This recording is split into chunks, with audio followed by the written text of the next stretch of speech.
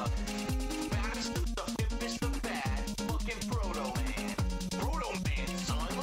Proto man. Back to the hippest, the bad, fucking proto man. Proto man, son. Proto man. What the hell is this music?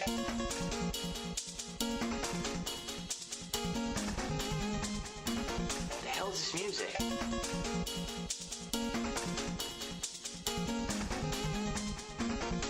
This music. What the fuck did the European staff have to do with this game?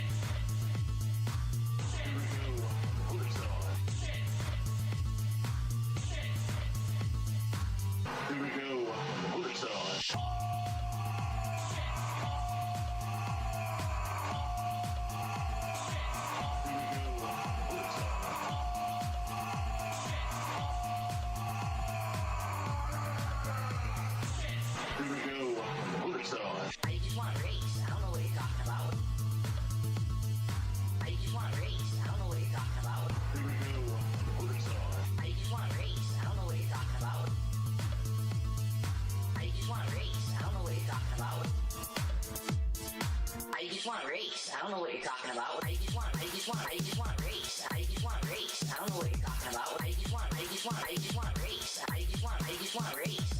I just want race. I don't know what you're talking about. I just want race. I just want race. I don't know what you're talking about. I just want race. I just want race. I don't know what you're talking about. I just want race. I don't know what you're talking about.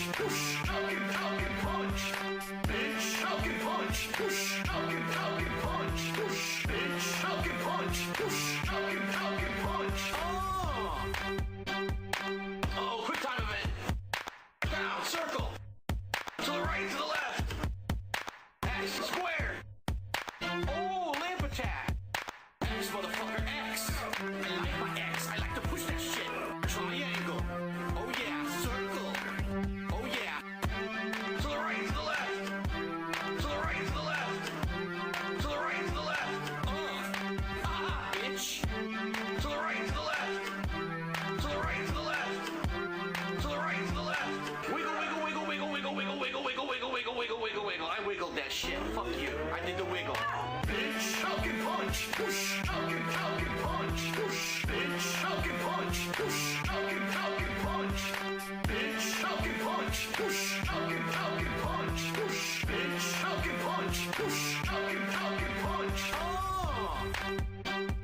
Go, bitch, go.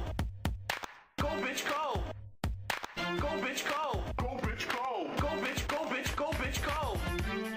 Lock the door.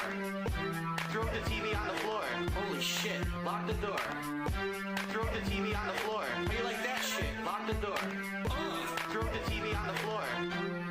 Lock the door. Throw the TV on the floor. Bitch, chuck and punch. Push, chuck and punch. Push, bitch, chuck and punch. Push, chuck and punch. Bitch, chuck and punch. Push, chuck and punch. Push, bitch, chuck and punch. Push, chuck and punch. Ooh, bitch, get out the way. Get out the way, bitch, get out the way. Ooh, bitch, get out the way. Get out the way, bitch, get out the way. Ooh, bitch, get out the way. Get out the way, bitch, get out the way. Ooh, bitch, get out the way. Get out the way, bitch, get out the way. Bitch, chuck and punch. Push, chuck and punch. Push, bitch, chuck and punch. Push, chuck and punch. Bitch, chuck and punch. Push, chuck and punch. Push, bitch, chuck and punch. Push, chuck and punch. Bitch. Bitch.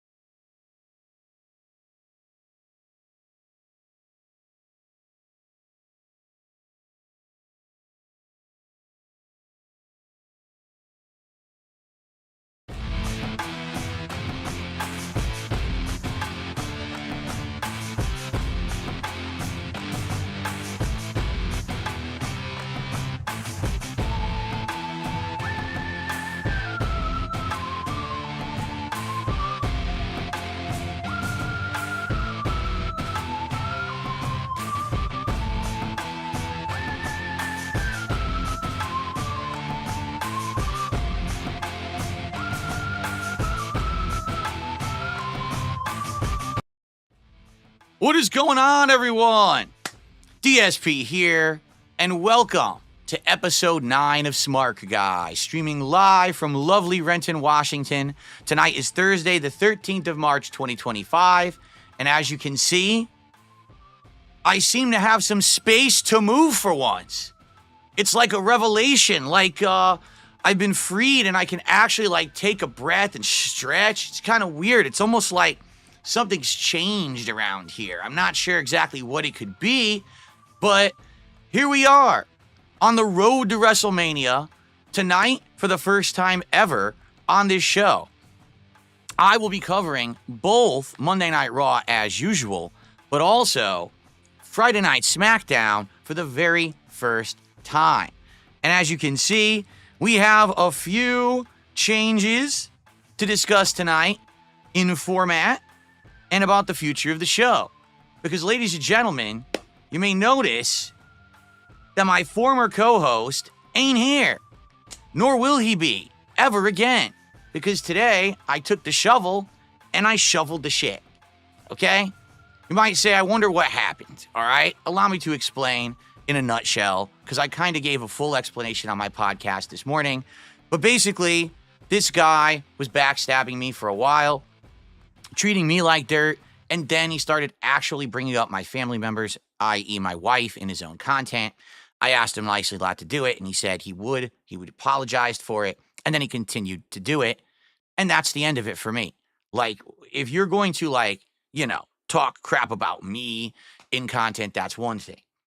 If you're going to talk crap about my family members that literally have nothing to do with any of the content I'm making on the internet because you think it makes you look big or like a risque guy or you get a rise out of your audience, more power to you.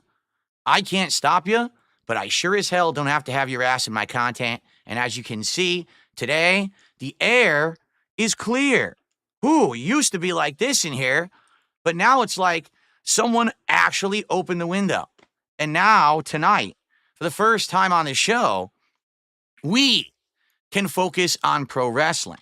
If you didn't notice, over the course of the last 2 months that I've been doing Smart Guys and revived this series, which originally was my pro wrestling commentary series over a decade ago, this show has constantly been derailed towards the side of drama.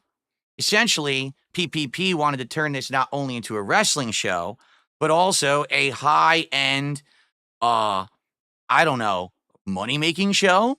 So half the show was this shilling and this over-the-top level of begging and all of this. And it gets to the point where it's like, is it part of the show? Sure. But I do feel like it got out of control and got too strong.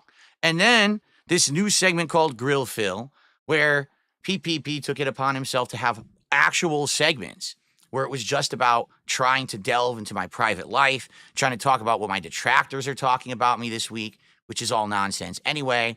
And on top of that, on his own show, saying things like, oh, the only reason that I do Smart Guys is because I like grilling Phil. Like, that's the point of the show, but Phil's too dumb to know it. But then behind the scenes, we would have a conversation and he'd be like, that's just me saying that. I love pro wrestling and I'm really happy to do this show with you because no one else will do a pro wrestling show with me. So it is what it is. All right. I have flown solo most of my career. I did used to do Smart Guys as a co-op commentary show back in the day, but I have gotten a lot better at piloting a ship myself over the last decade. As you know, I do almost all of my content solo. I am well equipped to do this show tonight, covering all the wrestling commentary that we want to cover. And the best part about it is, folks, because I don't have Discord in the mix, we can actually do shit full screen, and we don't have to see crunched versions of me on the screen or anything like that. We can even go to the new wide-angle shot. As you can see, I got it already set up. We're going to take a look at those cards that we unboxed last week a second time, because now without all the bullshit extending the length of the show, I actually want to show you we did get a rare card. And I know it's out of focus. I'm going to autofocus it later. We got a rare card that we're going to look at together tonight, which is really neat. Now, FYI, I've already been contacted, I'm not kidding you, by not one, not two, 3 separate people today DM'd me saying they want to be the new co-host of Smark Guys. And if I told you who they were, your jaw would drop. All right? Now, as you can see, I didn't do anything with that yet. In fact, I didn't even know that this had happened until a couple of minutes ago as I was setting up the show. Because, outside of me streaming, I have a life. I have a wife and other stuff going on over here. I didn't check my DMs or anything today. So I actually went back. I opened it up. I was like, are you kidding me? Like, what the hell? So let me put it this way.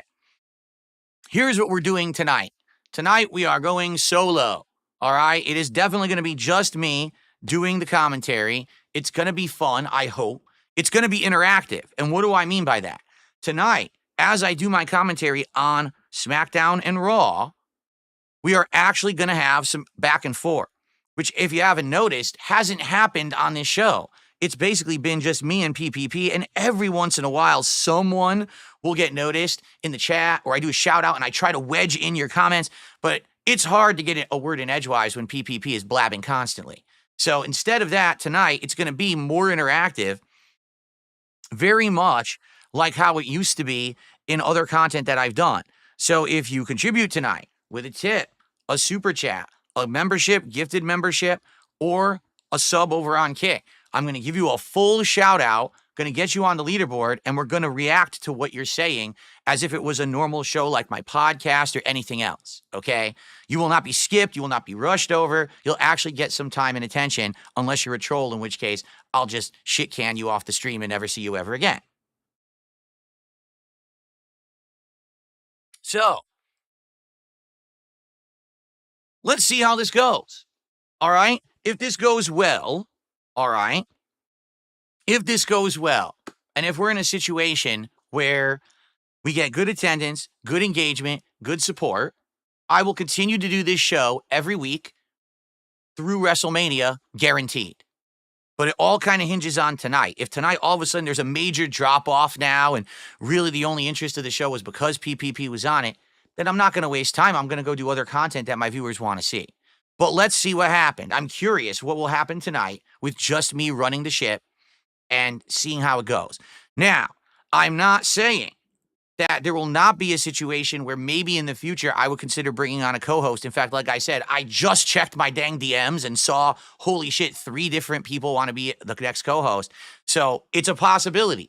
There may be a screening process. There may be a whole big rigmarole where we try out co-hosts and we see how things go. We might even have test shows coming forward where we have someone as a co-host to see how it goes. All right? Let's find out. Let's see how it goes over the next several weeks, but let's see how it goes tonight. All right? Fair enough? Now, how's it going to work? Because it used to be so different, right? Here's how it's going to work tonight. Do I have a goal? I do. What's my goal? $150. Like I literally do on every single stream that I've ever done. All right? Same exact system.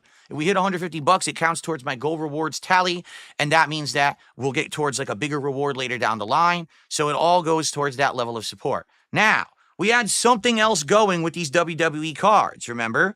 And the way that we were talking about this was that if we hit $150 of support, that I was going to open a new pack of cards. As you can see, we have 4 left. Well, guess what? We're changing that tonight. Tonight, it's going to be if I get $100 of support, I open a pack. If I get $200 of support, I open the next pack, and so on and so forth. All right? So I'm reducing it. I'm reducing the goal. I'm reducing it all because I understand that I may not be as much of a draw as Big Mouth, but I'm still trying to make do with the content that I'm making, and I hope that you guys will still enjoy the show. All right? So $100 for a pack. 200 that second pack, etc. And the overall goal of the night is 150 to get it going. All right. Now, the one thing I want to do, because even before we start with anything, okay, I want to focus more on these cards because, put effort, we hyped them up, and we kind of rushed through them because we blabbed last week too much about nonsensical drama instead of actually focusing on the content of the show, which is pro wrestling. All right. So what you see here are the cards that we opened last week, and there was a good variety of cards, but one out of all of these obviously stands out above the pack. And as I was actually looking at these cards this week, I realized something. One of these is actually a real rare card. Let me go ahead and adjust the focus because sadly this camera's autofocus isn't as great as I wish it was. This card right here is considered the chase card, the guaranteed chase card, I should say, of the box of WWE Topps Chrome cards that I got. It is Shinsuke Nakamura, and I think it's called like I don't know if it's a chromium or a blaster card, but as you can see, it's numbered 22 out of 150, okay? So I guess what that means is this is card 22 of 150, and maybe that exists. At least that's what it should mean. That this is number 22 out of the 150 that actually exist. Incidentally, Shinsuke Nakamura was actually in a title match this week. So kind of cool that that's the card that I got. And it sucks that last week we were in such a huge rush because of nonsense wasting our time. We didn't actually get to look at the card. All right. So to take a look at it, it's called a blue reflector card, I'm being told by King Crimson. Thank you, King. On the back, basically, it's just a standard card, and it's actually numbered 51 out of the set. But on the front, it looks so different being a refractor, right? It's got this cool chromium border, a cool blue color to it. I'm assuming because he's on Smackdown. So I like the card. In fact, I even said last week, I did like the look of this card, but I didn't understand why it was so different. Well, now we know this is actually the chase card that was guaranteed to be in this box. So chances are that's my chase card. There may actually be more, but I'd have to get incredibly lucky for there actually to be more chase cards in this box.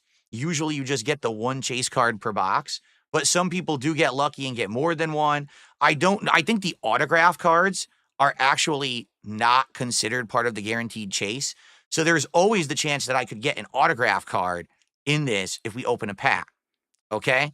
But I don't know how well it's going to go or if we're going to get another one. All right? I don't even know if we're going to make $100 on tonight's stream to open another pack. I hope we do. I hope that you guys are here for pro wrestling and not just to sit here and watch some guy waste our time with content that has nothing to do with pro wrestling on a pro wrestling commentary show.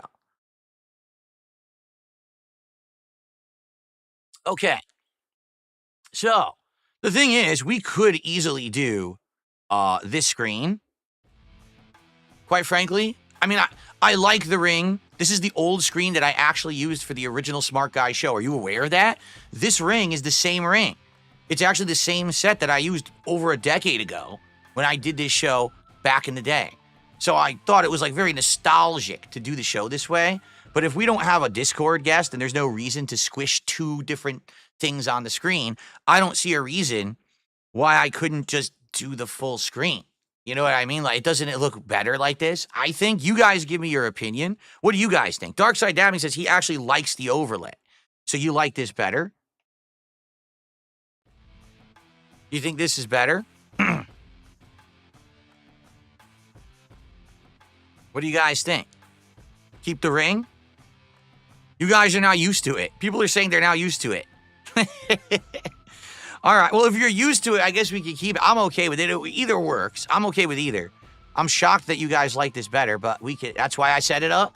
So we can keep it if that's what you guys want. Give me your feedback over the course of the night about what you really want. You know, we can change it on the fly or whatever you want to do.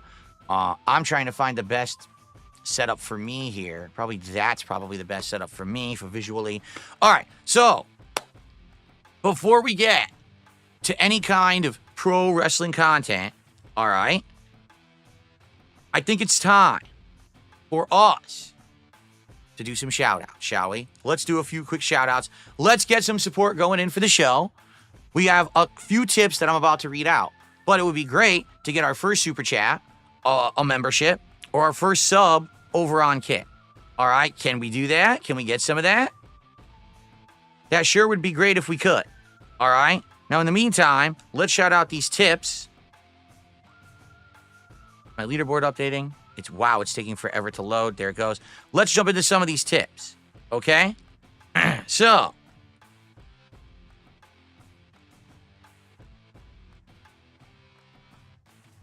Neil ZX with a $6.20 tip said, always watching when I can. I'm glad that your channel is doing well. Well, thank you to Neil ZX for our first contribution of the night.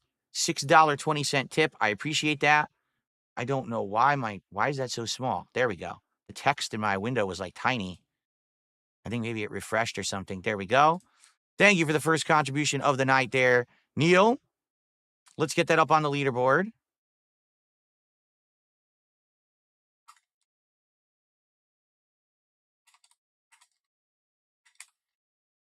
Okay. Thank you. Excuse me. I received a $5 tip from Slayer. Thank you, Slayer. Slayer always contributing to the show every week.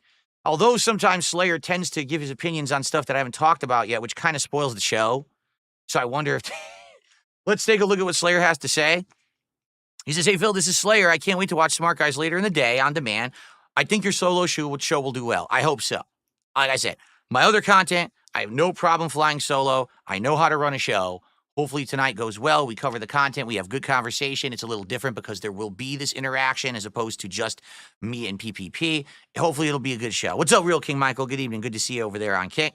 Okay, he says, as for wrestling, I like Chelsea Green's hardcore match this week and the lead up on Smackdown. LA Knight, his match was predictable. I like the new Chad Gable angle. The steel cage match was good between CM Punk and Seth Rollins with the surprise at the end. This will probably set up the WrestleMania match, but he doesn't know how Paul Heyman at all might come into play into it. And NXT this week was great with a lot of matches at Roadblock. I did not see NXT, and I literally on the fly edited that tip because Slayer, no exaggeration, spoiled like every match And we're about to talk about the matches, so what's the point of me spoiling every match before we actually talk about them? But I do appreciate that, Slayer. If you could be a little bit more generic from now on with your tips, I would appreciate that, so that way we're not spoiling the entirety of the show before we get to the subjects, okay?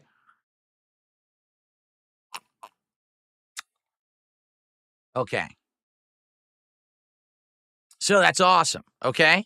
Um, Continuing on, I received a $20 tip from an anonymous tipper. It's a positive message. Let's get this up on the leaderboard and see what they have to say. Thank you so much for a $20 contribution. That is very appreciated. I guess I could make the pop-ups a little bigger now, huh? I have the room for it now. You know, again, I freed up some real estate, but I think that I should put it like here. That's good. Right there is like perfect, right? There you go. All right, cool. That's the best place for it. And a YouTube pop-up. That's fine right there because that'll be for the kick pop-ups. Cool. That works. Okay. So $20 tip from an anonymous tipper. Let's get that on the leaderboard. See what they have to say. You know, I got to redo the whole set now because of moving the space around now that I have so much more space. Very relaxing. Okay, hope the show continues. It's what got me into wrestling. This show got you into wrestling. That's wild. If that's the case, if the 8 episodes of Smark Guys up to now have actually got you into pro wrestling, then I guess I did something right. Thank you for being here tonight. Thank you for supporting the show, even with the change of format here.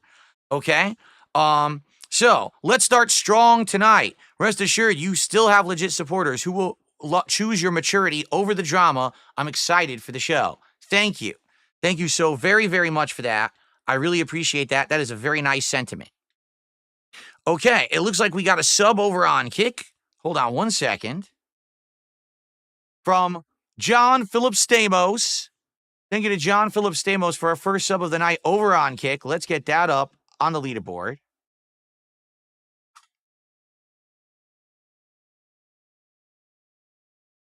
Appreciate that. And a bunch of super chats just came in. Let's take a look at the super chats. So we've got Alex from Phoenix with our first super chat of the night, $5. He says, I love the show no matter what, Phil. I will continue to support it. I would like to help mod as well. Absolutely. Alex from Phoenix is actually a moderator over on my DSP gaming channel. And yeah, moderation will be needed. Let me see if he's in the chat so I can easily just click the name.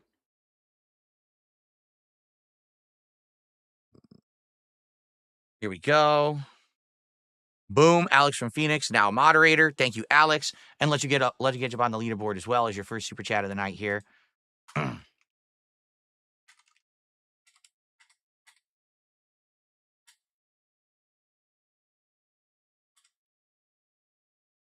Cool. If anything, I understand that many of you probably started watching this show because PPP was a part of it. But wouldn't it be something if tonight this show is successful without him and it shows that it was actually the quality of the pro wrestling content and not the carnival barker yelling at the top of his lungs, begging for contributions and making fun of me that was actually the attraction of the show? That would be amazing. Can we do that tonight? Can we actually hit the goals? Can we maybe exceed them? What can we do, right? Let's see.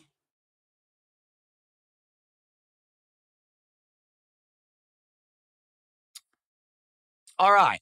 So, Tag with a $5 super chat. I like watching you because there's always content no matter what kind. Drama, games, news, it's awesome. And I watch. Thanks, DSP. You're welcome, Tag. I am a variety creator. I don't just sit around making the same kind of slop all day long like a lot of other people. I enjoy variety because it means that things always feel fresh and never get stale. At one point, I could be playing a game. Then there could be a stream that's covering drama, but then there could be a serious podcast covering gaming news. Or perhaps we're planning a new event like a marathon or something like that. Then all of a sudden I'm doing wrestling commentary or I'm building freaking Legos, right? You never know what you're going to see if you watch DSP. And that's one of the reasons why I have been here seriously for over 15 years. That's the reason I have the longevity. Okay, let's continue. I got another super chat from Crunchiest Onion. $2 that says, "You're solo, how's the bloodline?" Depends on what bloodline you're talking about. If you want the full story, just rewind the stream and I explained it at the beginning. But yeah, tonight we're flying solo. We're going to see how the show does just by myself. Hopefully well. And if it goes well, great. I'll keep doing it all the way through WrestleMania, guaranteed. Now, I'm not guaranteeing I'll go past WrestleMania because obviously I want to reassess at that time how the show is doing. You know, it is a lot of work to watch all these shows and set all this up. You know, it's time away from my life and my other content to actually do this. So I want to be sure it's working and everyone likes it. And in addition, as I said, I may possibly be screening, some co-hosts in the future. I'm going to start some discussions. We'll see how it goes. I don't know how it's going to go. But like I said, 3 different people already have messaged me behind the scenes, and I was blown away by that, but I didn't even notice because I only saw that right before I started the show today. Okay? Cool. Is that it? Did we get through it all? I think so. So not bad. We are already halfway to our first pack. Our first pack is at 100. Why am I doing? I'm showing you on the wrong camera. That's pretty impressively stupid, isn't it? Our first pack is at 100. Can we get to 100? Can someone get us to 100 right now? And we'll open our first pack of the night before we even get to covering the pro wrestling. That would be amazing. Seriously, that would be absolutely amazing if someone could get us there. I would love to open the pack first and then get into the wrestling commentary. So let's see if someone, actually, it looks like there was another sub. Did that sub just come through? I think there was another sub on Kick. Did it not show on the screen, though? Hold on. We found out about this weird thing on Kick that sometimes subs go through early. It's bizarre. And then sometimes they don't go through for real. Yeah, it hasn't. Oh, wait. It's a resub. Thank you to Cherry Ice Cool 69 for the resub. That's what it was. And that counts. The resubs counts. That's $5 right there from this resub. Thank you so much. Appreciate that. So now we're at 51. We're officially more than halfway to that first pack opening. Okay. I received a whopping $30 tip from Anonymous. Big props for sticking up for your family and for keeping to the wrestling content. No doubt you can handle this one on your own, but it will be even better if you do end up finding a great new co-host. I'm going to say this and be very honest with everyone, okay? I actually like bouncing off of someone on a show. As much as I can run a show by myself, because I've done it for many, many, many years at this point, I do enjoy having a co-host. I like having 2 different opinions and having a discussion and bouncing it off of each other and having that camaraderie back and forth. It adds something to a show, for effing sure it does. I know that makes the content better. I liked doing Smart Guys with my former co-host, John Rambo, a very long time ago, and we had a great time doing it. So, if I can maybe screen or test some people and we end up finding the right person, I think that would be exceptionally cool, and I hope that we can get there. I will let you know as things develop, okay? Like I said, it kind of all came about last minute today, so I'll let you know. So I think another sub just came through. Yes, Corner Demon has gifted a sub over on Kick. Thank you to Corner Demon. So guys, listen, we're at 86. Let's get to the 100 right now. Let's open our first pack, and then let's get to the wrestling commentary. We will get to Smackdown right after that. Our first ever coverage of Smackdown here on the show, because I've never covered it before. All right? Let's do it. Who's going to do the 14? Just 3 subs, a super chat, or a tip to get us there? Let's do it. I'm Resolution says, let me get on the show. Now I'm getting more people asking me to be the co-host. All right? If you're into pro wrestling, if you're interested in talking wrestling, if you'd like to be considered, if you've been on a show before, you can contact me. You can DM me on X. You can send me an email. I would like to consider different people from different walks of life, perhaps, as the next co-host. We'll see. Oh, excuse me. All right. I get it. We did it. I just received a $14 tip from KP. Thanks for finally getting rid of that dude. Friends don't bash each other's wives. You did the right thing.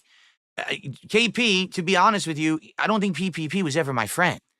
He was someone who saw an opportunity at a unique time. He took the opportunity. And then after a while, he basically thought, oh, that's the end. It's not really worth it. I'm not getting anything out of it anymore. And so he burned the bridge on purpose. I mean, that's what it is. Why on earth would he all of a sudden start going in heavy on just talking shit about me and my family and everything? Because he wanted to burn that bridge. It's pretty obvious, okay? Or he just thought I was going to be his whipping boy forever, which if anyone knows me, they know I'm nobody's bitch. You know, that's why I'm probably in the position I'm in, because I don't kiss ass, I don't sell out, I don't bend the knee, I don't kiss the ring. I've never done any of those things, right? All right, guys, we've done it. So because of that, it is time. Let's open our first pack of cards. And I'm thinking I should just go with that focus, because the manual focus, even though it's blurry now, will actually allow us to see the cards as I open them in the pack and look at them up close. All right. So here we are. It's time for our first pack opening, and then we will get to the wrestling commentary, I promise you. All right? So here we go. There's 4 left for the record.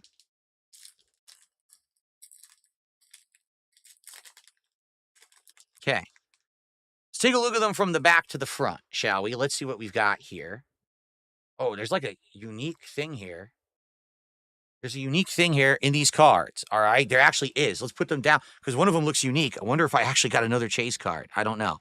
All right, the first card, NXT. Oh, boy. NXT. Wendy who? Wendy Chode? No. Wendy, I can't even read the name. What does it say? I need my glasses. Wendy Chu? Who? Who the fuck is Wendy Chu? I really got to start watching NXT. I don't know who any of these people are. Wendy Chu. Okay. Who the hell is this? What is she wearing? She looks like she just came from a rave, right? Like she took a couple fucking bumps. What is in her hand? I have no clue what I'm looking at right now. Is that a wrestler? Is that Wendy? Is that a special needs person? Like, seriously, what is going on in this? I mean, it's probably a really bizarre character, right? Because I have no clue what we're looking at. Wendy Chu. I'm sure maybe some of you can explain, but I have no idea what we're looking at right now. It sure doesn't look like wrestling, does it? No one can explain this to me in chat either. I'm waiting. No one has explained who this is. Should we try to read the card? The text is microscopic, so I'll definitely have to get my glasses to read that. Here, hold on. Her character is she actually has the mind of a kid? Are you kidding me? Did they do a second angle like they did back in the day with Eugene? All right, it says, Wendy Chu. What am I doing? Let's go full screen here. Did I just accidentally turn off my camera? I did, didn't I? All right, hold on. Here we are. It says, Wendy Chu loves nothing more than a nice long nap. What? Is she a narcoleptic? She has a narcoleptic plotline. Are you kidding me? Nothing that is except fierce in-ring competition. The NXT superstar was long known. She's been in there for a long time. I didn't even know that. For wearing her pajamas and carrying her bedtime accoutrement to the ring.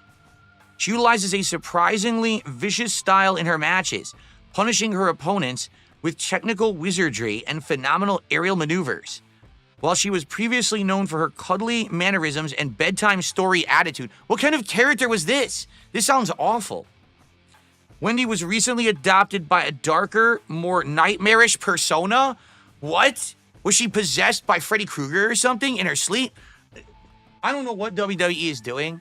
This is bizarre to me. That's a really weird character.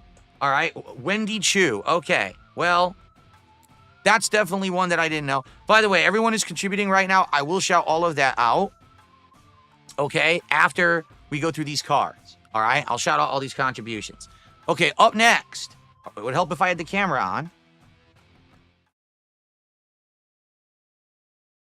Rose Holland, also from NXT. No, Ridge Holland from NXT. Ridge Holland, right? No, Rose Holland. I can't see. Why is the text so goddamn small on these cards? What the fuck does it say? Ridge Holland. Wait a minute. Isn't Ridge Holland, isn't this the guy that broke Big E's neck? I think it is, isn't it? This is the guy that broke Big E's neck. Is he still in NXT now? I'm shocked if he's still employed and he didn't get, like he's not released. I thought for sure if he broke Big E's neck, he would have been released. But he went back to NXT, huh? Well, there he is, Ridge Holland. For some reason, that card's like chromium. This one was not. That one was just like metallic. But this one has the chromium edge. Oh boy, the neck. They should call him the neck snapper or the neck breaker, Ridge Holland. Great. Okay, this is the one that I don't know what this is. It says Titletown Asuka. TT Ask. Night of Champions Women's Championship. Are they saying that she won the title at Night of Champions? Women's Championship, Night of Champions, May 27th, 2023 in Jeddah, Saudi Arabia. So this is one of the Saudi Arabian shows. It looks like just no, it's chromium. This is also chromium. The edge is that rainbow color, see? So this is also a chromium card. I don't think this one's uniquely numbered though. Not like the one that we got that was Shinsuke Nakamura. Gee, isn't it nice to actually look at the cards and not have to rush through them because we don't have to rush into bullshit? We can actually take our time and have a good time. Pretty nice, right? All right, now the last card. It looks like it's a Legends card. It is Undertaker. Of course, everyone knows the Undertaker. But sadly, it's not the classic Undertaker. It's like the modern end of his career Undertaker. I wish it was like classic Undertaker with like the purple gloves and the makeup. But it's like, yeah, it's old man Undertaker. Probably like right before he retired. He doesn't even have the long hair anymore. All right. So Amish Undertaker. There you go. Amish Undertaker.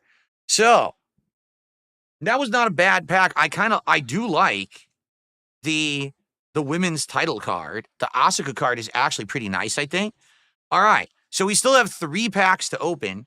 And as I explained, if we hit $100 again, so if we hit 200 tonight, I will open another pack of the WWE Topps cards. All right.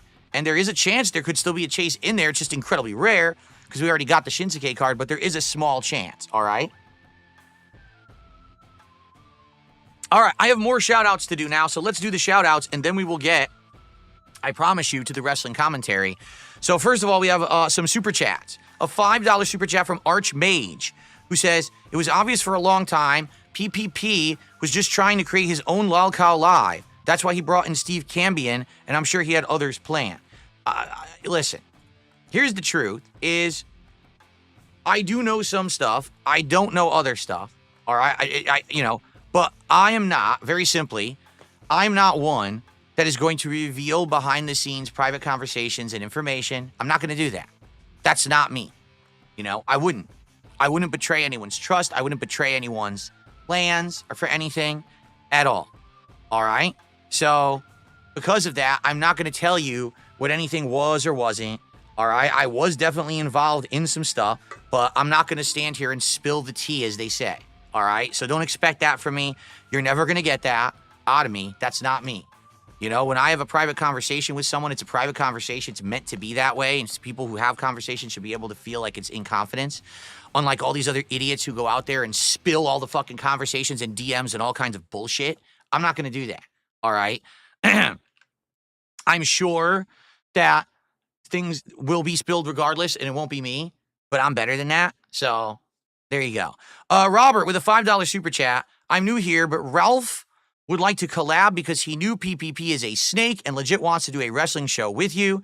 I can absolutely confirm that Ethan Ralph is one of the 3 people that so far have contacted me interested in being the co-host of this show, and I will speak with Ethan Ralph this week. Along with the others, I will do my best, take my time. Yes, he's actually one of the people who said he's interested. Here's the funny part about it. I know nothing about Ethan Ralph except what the casino told me. I literally know nothing about this man. I only know what I've seen. I know he tried to start shit with me, but I don't know. I really don't know anything about him at all. I don't care. Like I said, I'm not involved in the sector. I don't give a fuck about any of that. So I don't know if that's a good idea, a bad idea, an insanely crazy idea that I'd be like, it's like the equivalent of sniffing paint to even consider it. I don't know. All right.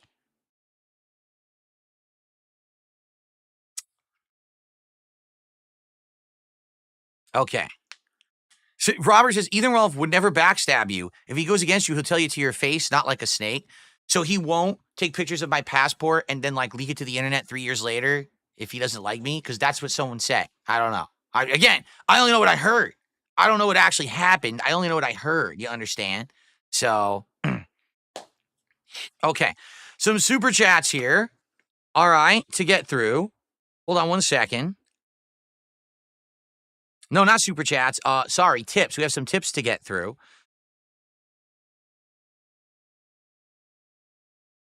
Also, there's fake memberships being divvied out, so I'm just going to block this person now. Brand new account. Obviously not real. Get them the hell out of here. Okay, good.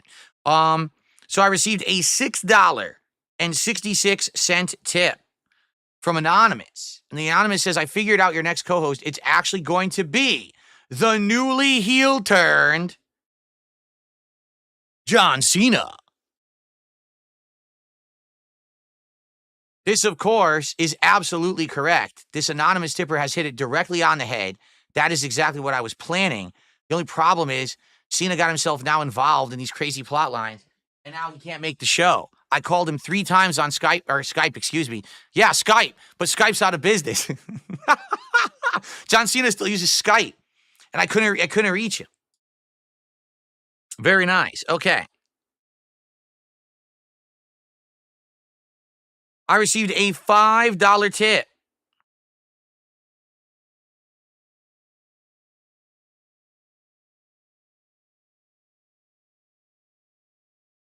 Well, someone is crapping on PPP and basically saying, I think PPP was only using you to get money from your detractors, and he needs to go work out and shit like that. I'm not going to sit here and take low blows at PPP. Do you understand? Like, that's not what the point is. The point is that I don't want to be constantly involved in drama. Like, that's not my goal or my angle of anything that I do on the internet. It's not. I want to make content that has value. Yes, that means entertainment, but it also means, actual commentary on wrestling, actual gameplay of video games, not just drama. So I'm not going to sit here. I'm not going to low blow PPP, even though everyone wants me to. I'm not even kidding. Like, everyone in chat is egging me on right now, saying, do it. It's like some crazy, high school thing, but I'm not going to do it. All right. But I appreciate the tip. Thank you so much. And then I received an incredibly generous $35 tip. $35 from JB. So let's get you a nice animation here. For the record, I think we're almost to the next goal. Let's see. That's the biggest tip. That is the biggest tip of the night from JB. That gets us up to $161. So, guys, we are literally $39 away from opening our second pack, and it is official, if you can believe it. Haven't even started talking about wrestling yet. Just shooting the shit with all of you, casually. And ladies and gentlemen, we've done it. We hit the goal. You made it rain here on DSPReacts. You paid the taxes. You filled the coffers. You've shown that this show can succeed and move on in the true spirit of pro wrestling without the big mouth, carnival barking blowhard. And that's a good thing. I'm happy because I was nervous that it was going to be like a big, flop. And so far it's not. You guys are being very generous, and I really, really appreciate that. All right. So thank you very much for that. Now we're at 161. Again, if you get me 200 tonight, we will open the second pack of cards out of the box. And quite frankly, if we do that, I think it means that I'm probably next week, I'm going to have to order another box of cards because I actually don't know. I actually don't know if we're going to have enough, and I actually don't know how long it'll take to get another box. Like, these took like 2 weeks to get. So if I order like this week, you know, I'm gonna have to get them in another week or two. I don't know if I have enough time. We'll have to see. Okay? Awesome. All right. So, thank you for the early support. Get me to 200. By the end of the show, we'll do another pack. Get me to 300. We'll do another pack. I'm not asking for that. I'm just saying thank you guys for letting this be successful when it was very uncertain. Fair enough? Okay. Good stuff. Folks, I know it's music, it keeps playing that music because I'm transitioning. And what I mean by that is I'm transitioning between scenes, not between genders. Don't worry about that. You don't have to worry about that. I'm all man. All right? All right. Let us now get started with the actual wrestling commentary of Smark Guys. Here we go. We're only 44 minutes in, and we're starting with wrestling talk. This is seeming just like the old show, isn't it? Did we actually change formats? I don't know if we did. Maybe we didn't. Because it's 44 minutes and we haven't even started talking pro wrestling yet, so I feel like we're doing exactly the same shtick anyway. I swear that wasn't intentional. Really. Okay? Okay. All right, here we go. Ladies and gentlemen, it is time to begin. Let's talk about Friday Night Smackdown. I guess they don't call it Friday Night Smackdown anymore. They used to. Because remember, it used to be the house that AJ Styles built on Friday Night Smackdown. And now it's not Friday night. It's just Smackdown. So I guess they've rebranded it or changed it or whatever, which is fine. I just liked it when it was like Monday Night Raw and Friday Night Smackdown. It doesn't really have that punch anymore when it's just Smackdown now. Okay? So it was March 7th, 2025, last Friday. It was the Wells Fargo Center. 16,276 in attendance. Admittedly, all these centers look very, very packed these days. They do. Like, it's not like it used to be. I remember when I used to watch Monday Night Raw and SmackDown, they basically had to, like, not show the arena. Like, they would, like, hide parts of the arena. But now they got the full drone shots, and you can tell the arena is, like, sold out. So, there you go. So, first of all, I'm going to just say, we already know about the theme song of Monday Night Raw. It's, what's his name? Travis Scott does it, right? I already said it's mumble rap. It's, so that's what it sounds like. It's terrible. It's not real music. It's garbage. It's just a bunch of fucking mumbling into a mic with auto-tuning. It's terrible garbage. All right? I hate it. Well, the theme song of SmackDown is, it's the same shit, but it's a woman doing it instead of Travis Scott. I was like, oh my God, you're going to give me a fucking splitting headache trying to listen to this crap. Give me some fucking real music. I'm not even complaining about it being like rap or R&B or any kind of urban style music. I'm okay with that. In the 90s, I used to listen to Biggie Smalls, to Tupac, to Dr. Dre, to Eminem, to Snoop Dogg. I like rap. This music today ain't fucking rap. It's here, I'm gonna have a baby just go in your ear, and then I'm gonna charge you money for it, you fucking idiot who listens to that shit and thinks that it's good. It's fucking crap. All right? I hate that shit. Modern music is terrible.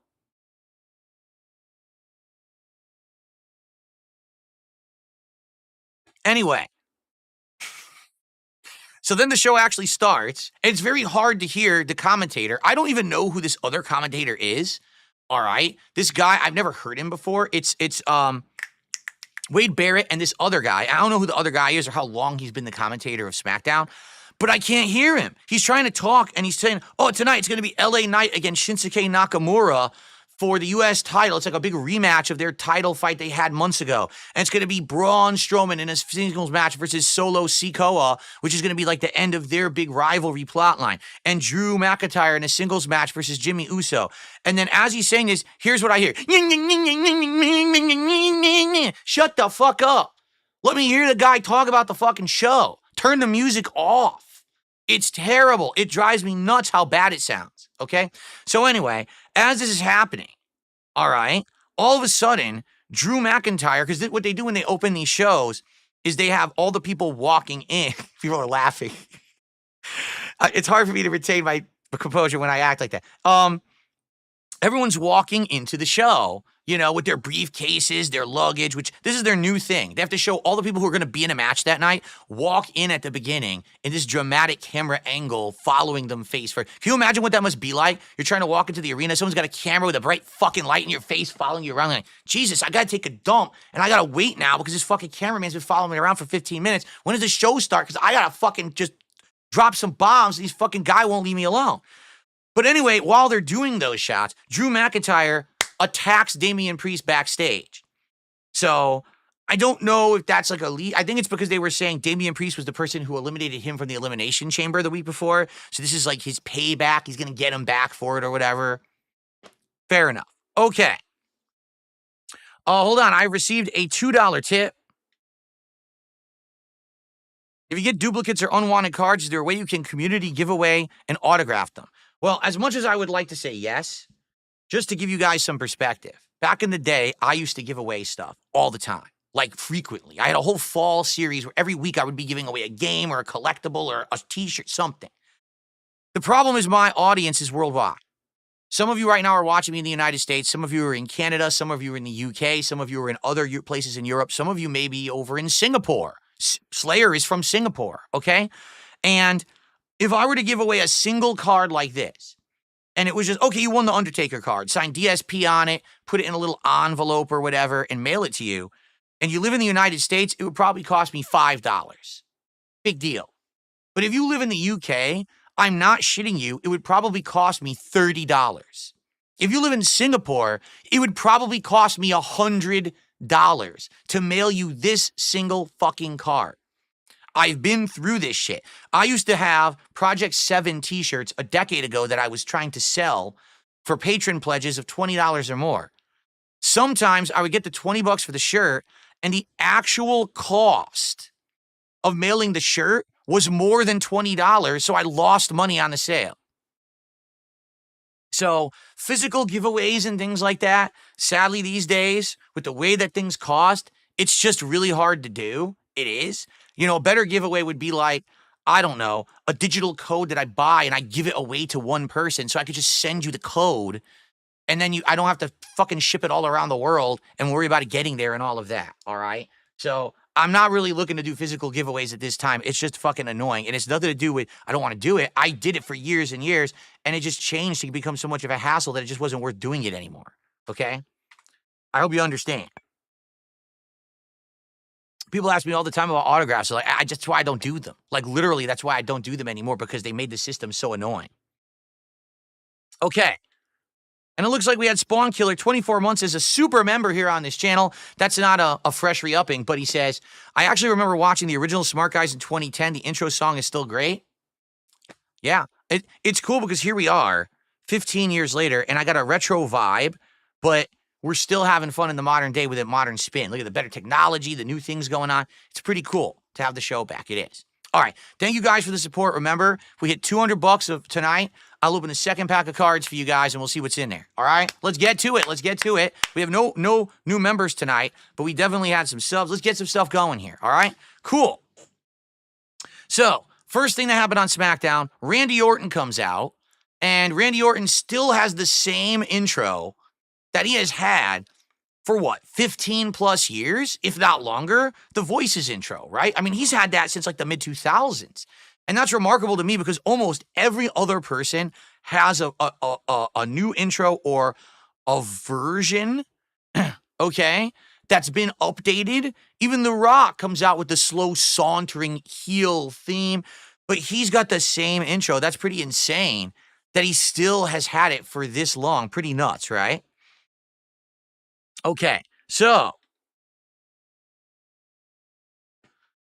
pops, cheers, everyone's going absolutely insanely crazy for this guy. They still love Orton in the modern era, even though he's a legend. He's still very popular.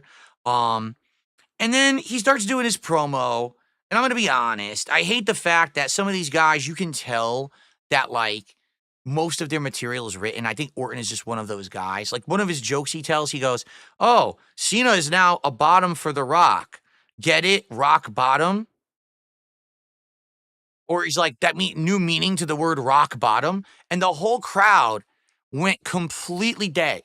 There was no reaction at all. It wasn't even like, oh, that's cringeworthy. It was just like crickets in the arena. You couldn't hear any reaction. I'm like, well, that's unfortunate. It's his big return. People were white hot.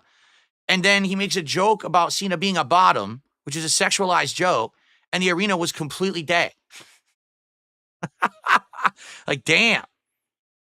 So it's obvious if the first thing that he's doing is taking a stab at John Cena, it must mean that he's going face, correct? Like, this is a face turn for him. He's abandoning his heel persona and he's going face. Okay? And he says, "I respect the wrestler, but man," he's talking about KO now, Kevin Owens, and he's trying to explain why he attacked Kevin Owens at Elimination Chamber. He says, "I respect the wrestler and everything he's done, but man, I really hate the man. He just runs on jealousy. He's jealous of everyone around him, and that's why he's constantly lashing out and attacking everyone around him in a silly or bad way." And then he says, "But what is he jealous about? I mean, did he not literally do everything in WWE? He's been every champion. He's been tag champion, IC, US." And he's right. If you really think about it, it's pretty remarkable that in the run of Kevin Owens' career over the last decade, that a guy like that's not the guy that Vince is looking for, actually accomplished as much as he actually did in that time frame. Because he came in when Vince was very much still in power. And he had that awesome plot line with John Cena, which I do feel was squandered halfway through, but still, he came in looking so strong. He ended up being such a pushed guy. And that's awesome that he got that far. So it actually is right. It's like, why to this day, in 2025, is the character of Kevin Owens still this jealous character that lashes out when other people have success and he doesn't? It's weird. And Orton is almost exposing the bad writing. Look at KO's plot lines over the last 3 months that I've been watching pro wrestling. They're awful. Oh, I'm going to attack Cody. Now I'm going to be angry at Sammy because Sammy didn't help me at the Rumble. And then I'm going to break Sammy's neck. Wait a minute. This is stupid. Give him something interesting to do. Even if it's funny, give him something. And it hasn't been. This has been kind of crappy stuff, in my opinion. So, yeah, it's kind of unfortunate. So then he says, "The voices are talking to me again, and they're telling me to hurt Kevin Owens." So kind of a leading in, I kind of know what he's going to be doing now at WrestleMania. It sounds like it's going to be Randy Orton versus KO at WrestleMania in some capacity. We don't know yet. All right. There you go. I'm being told that actually Kevin Owens never held a WWE championship. Wow, I didn't know that. I know he held almost every time. I didn't know he never held the WWE. He held the Universal, right? But he never held the WWE. Alex from Phoenix says, "Thing about KO, he is technically correct about everything with the bloodline." You're right, but when the bloodline doesn't exist anymore, and you know what I mean? And now these plot lines are old, it is kind of weird, is it not? Just being honest. Okay. So there's a Tiffany and Chelsea Green promo. It's really awful. It's essentially two obnoxious women trying to be pertinent and funny, and it's really not very well done, in my opinion. I was bored with it, so I really didn't take many notes. But it says that tonight, Tiffany will be fighting Piper Niven. And I'm like, oh, no. Not to say that it might not be a good match, but, like, don't really care. There's no stakes. Nobody gives a shit. You know what I'm saying? Like, none of this matters. So why are we having this match tonight? It's just a filler match, right? Kind of crappy. So they both come out. Both of their entrance songs are atrociously bad. Guess what Tiffany's entrance song sounds like? Like,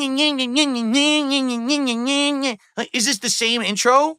I thought that it was a mistake. I thought they had actually started playing the Smackdown theme song again by accident, and like the guy in the trailer was going to get fired.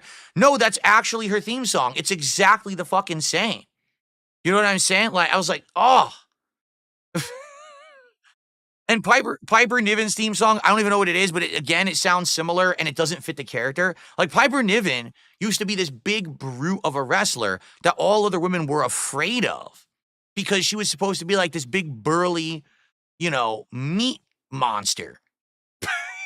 to term it differently. Now when she comes out and it's this fucking terrible, like crappy poppy rap song, it doesn't feel like it matches the character at all. All right. To be honest, this match was pretty damn boring. All right. Yeah, Tiffany, who was the underdog, even though she's the champion, because obviously Piper Niven is stronger than her. They did all the spots that you could expect from the match. Okay. Tiffany wins. Predictably. Would it even matter if she did or not? Because it's no stakes here, but whatever. And then at the end of the match, Charlotte Flair comes out and attacks Tiffany from behind, taking out the leg, puts her into the figure 8. And of course, this is going to be the plot line now leading up to WrestleMania, is that it's probably going to be each week, either one of them is going to try to get the one up on the other. Tiffany will get Charlotte one week, Charlotte will get Tiffany one week, and that's just going to be the big rivalry lead up. If you want my take, I don't really care who wins the match. I really don't think Charlotte should win the title a zillionth time. When I was watching wrestling, she constantly won the title and it was boring. But honestly, from what I'm seeing of Tiffany, I'm also not really impressed. I don't think her character is very interesting. She's not funny. She's not tough. Like, I don't even know what the character really is yet. And I've been watching this, her at least at pay-per-views. And now I'm going to start watching Smackdown consistently. So maybe I'll start to understand it better. But I just don't get it. Is she just supposed to be the pretty girl Barbie? Then why is she tough and why is she the champion and why would she be able to beat Charlotte? I'm very confused. All right. But I want to see. Again, this is my first week watching SmackDown. So I need to start learning and absorbing this knowledge because I haven't watched it in a very long time. So maybe I'll start to understand it more the more I watch. Or maybe like Jey Uso, I'll just not get it and I'll not like it. I guess we'll have to see. Okay. So all of a sudden, this is so funny. So the GM of SmackDown, was it? And who is it? It's what's his name? He used to be the TNA champion, right? The Impact champion. And I can't remember his name right now. Magnus. He used to be Magnus, right? So he's the GM of SmackDown, which I didn't even know. And he's trying to explain Nick Aldis. That's his real name, but he used to be called Magnus. Gotcha. Thank you. I got to remember his real name is Nick Aldis. I didn't know that. He's trying to explain this insane convoluted history of what's happened with the tag team division over the last several months. And it's hilarious because he's trying to explain it with this insane flowchart. And I'm like, yeah, this is pretty much what WWE has always done with their tag team division. They make it convoluted, but then it doesn't make sense. It's not fun. It's kind of confusing. And then it kind of falls flat. There's never really a big resolution at the end. It's just kind of a bunch of guys wrestling in a circle, attacking each other.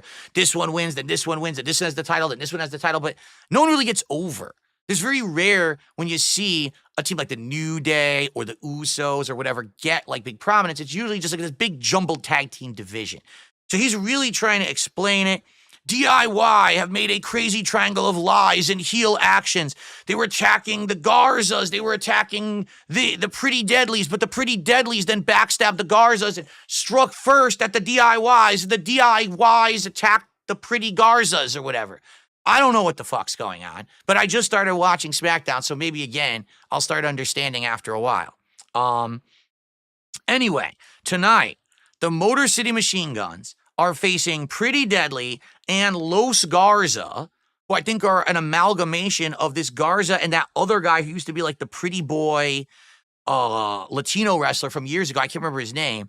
So they're together too. So it's a triple threat for these teams, and the winner will become the #1 contender that will then face DIY for the tag titles at a future date. It's incredibly confusing, all right? So I watched the match, and I'm going to be honest again.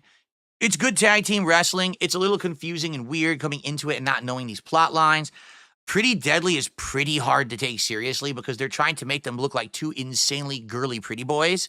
So why are they so tough? But yet they are. It's kind of confusing. Motor City Machine Guns is the first time I've seen these guys in a long time. We did see the match with them versus DIY back at, Royal Rumble pay-per-view. But I haven't seen them since. I used to watch them back in the day in old school TNA, and they can go, but now they're much older. I do still think they're doing all right. But I'm watching the match, and I'm really trying to get into it. And I'm like, it's all right. I actually wish it wasn't a triple threat. I wish that maybe it was a singles or one team versus one team to get me into these teams better. Because when you have these triple threats, you have faster tags. You don't get to see a lot of showcasing of the talent simply because they all have to keep getting their spots and tag in and tag out and do all that stuff, right? So in that regard, the match was good, but I wasn't like massively sold on it. I think again, as I watch more of SmackDown, maybe I'll start to like this division better. Anyway. The ending was crappy. Pretty Deadly did a quick backslide to win. And it confuses me because I'm like, a backslide? This is a triple threat, crazy fast-paced match, and everyone's hitting spots. Let's win backslide. That was the best you could do. You couldn't do like a double, triple finish, nice, cool. No, quick backslide. Okay. Great booking there. And by the way, they call them the Killer Queens. Again, kind of hard to get into this team. First time you're seeing them, and it's two guys that are acting super girly called the Killer Queens. It's a little weird. All right. All right. Before we continue, let's do some more shout outs because a few more contributions have come in.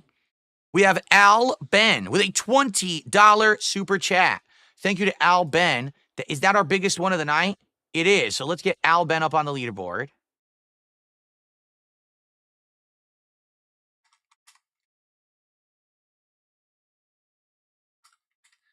And he says, Phil, I'm sorry PPP betrayed you. Is there a chance I can be one of the test co-hosts? I've been a wrestling fan for 20 years. I can give you my Discord or email.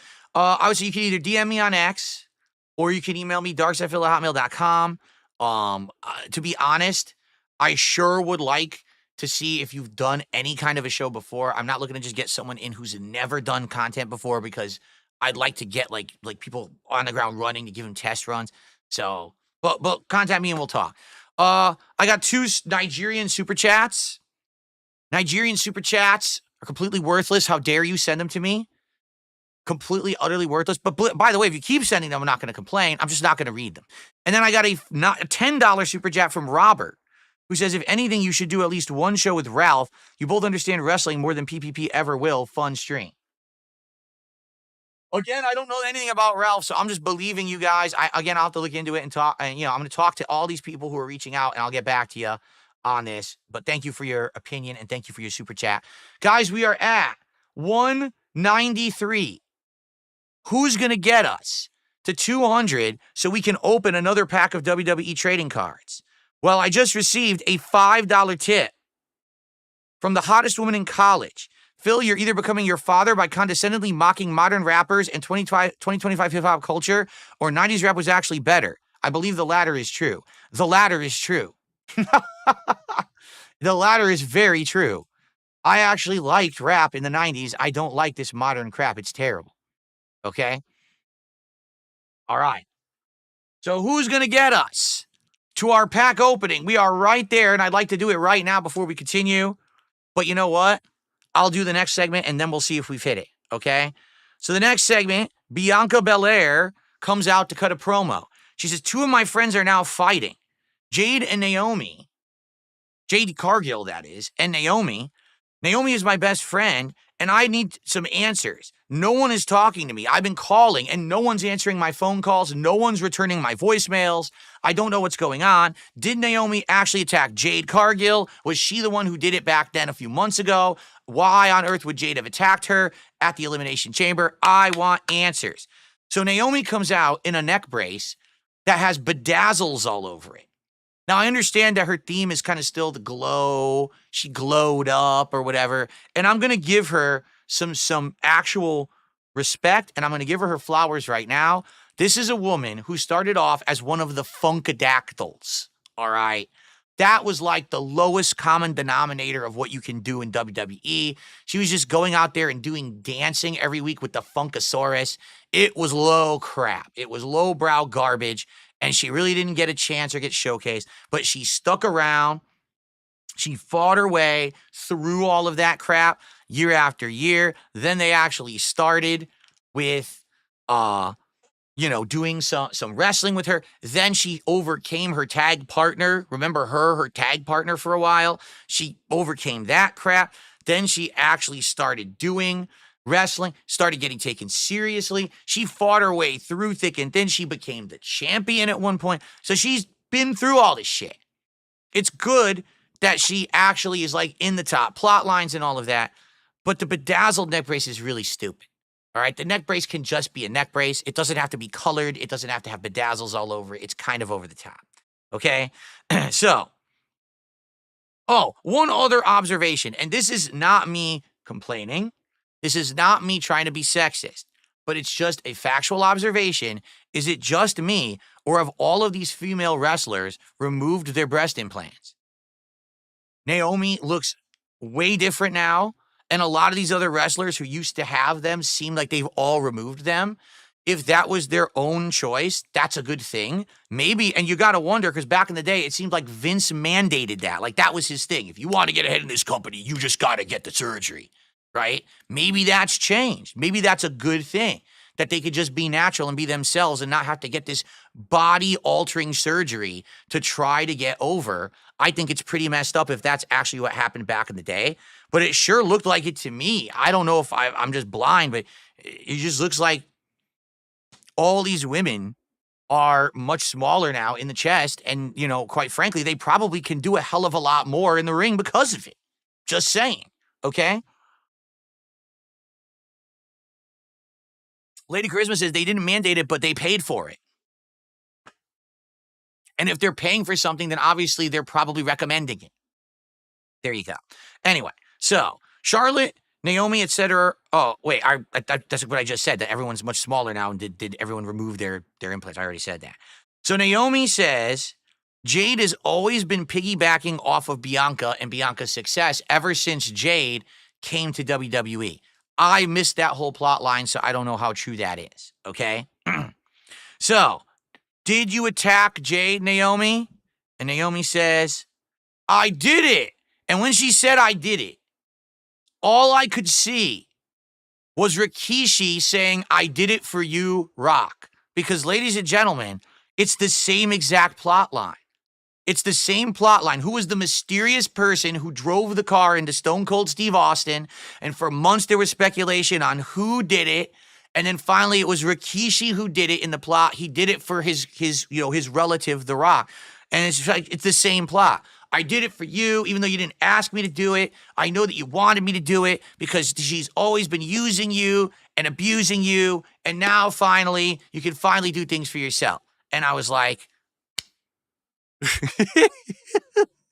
and the funniest part about, yes, Bruzy just said it. The funniest part about the whole thing, Naomi is married to Jimmy Uso. Jimmy Uso is the son of Rikishi, so technically she is playing the role of her father-in-law 20 years later. It's the same plot, and she's related to the guy. You can't make this shit up. History repeats itself, okay? Anyway, so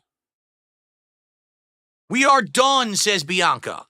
And it's just bad. It's awful acting. You can tell at this point they're trying to act like emotionally distraught for real, and it doesn't work. It falls flat. You can tell that they're good in the ring. They're not great actors. And then, of course, Jade comes out and hits the ring because, well, Naomi says, I should have pushed her harder and even sooner. Everyone turns on me. Everyone's ungrateful. No one ever thanks me for my help. And then Jade hits the ring and beats the living crap out of Naomi. Jade, I guess Jade's new finisher is the Widow's Peak.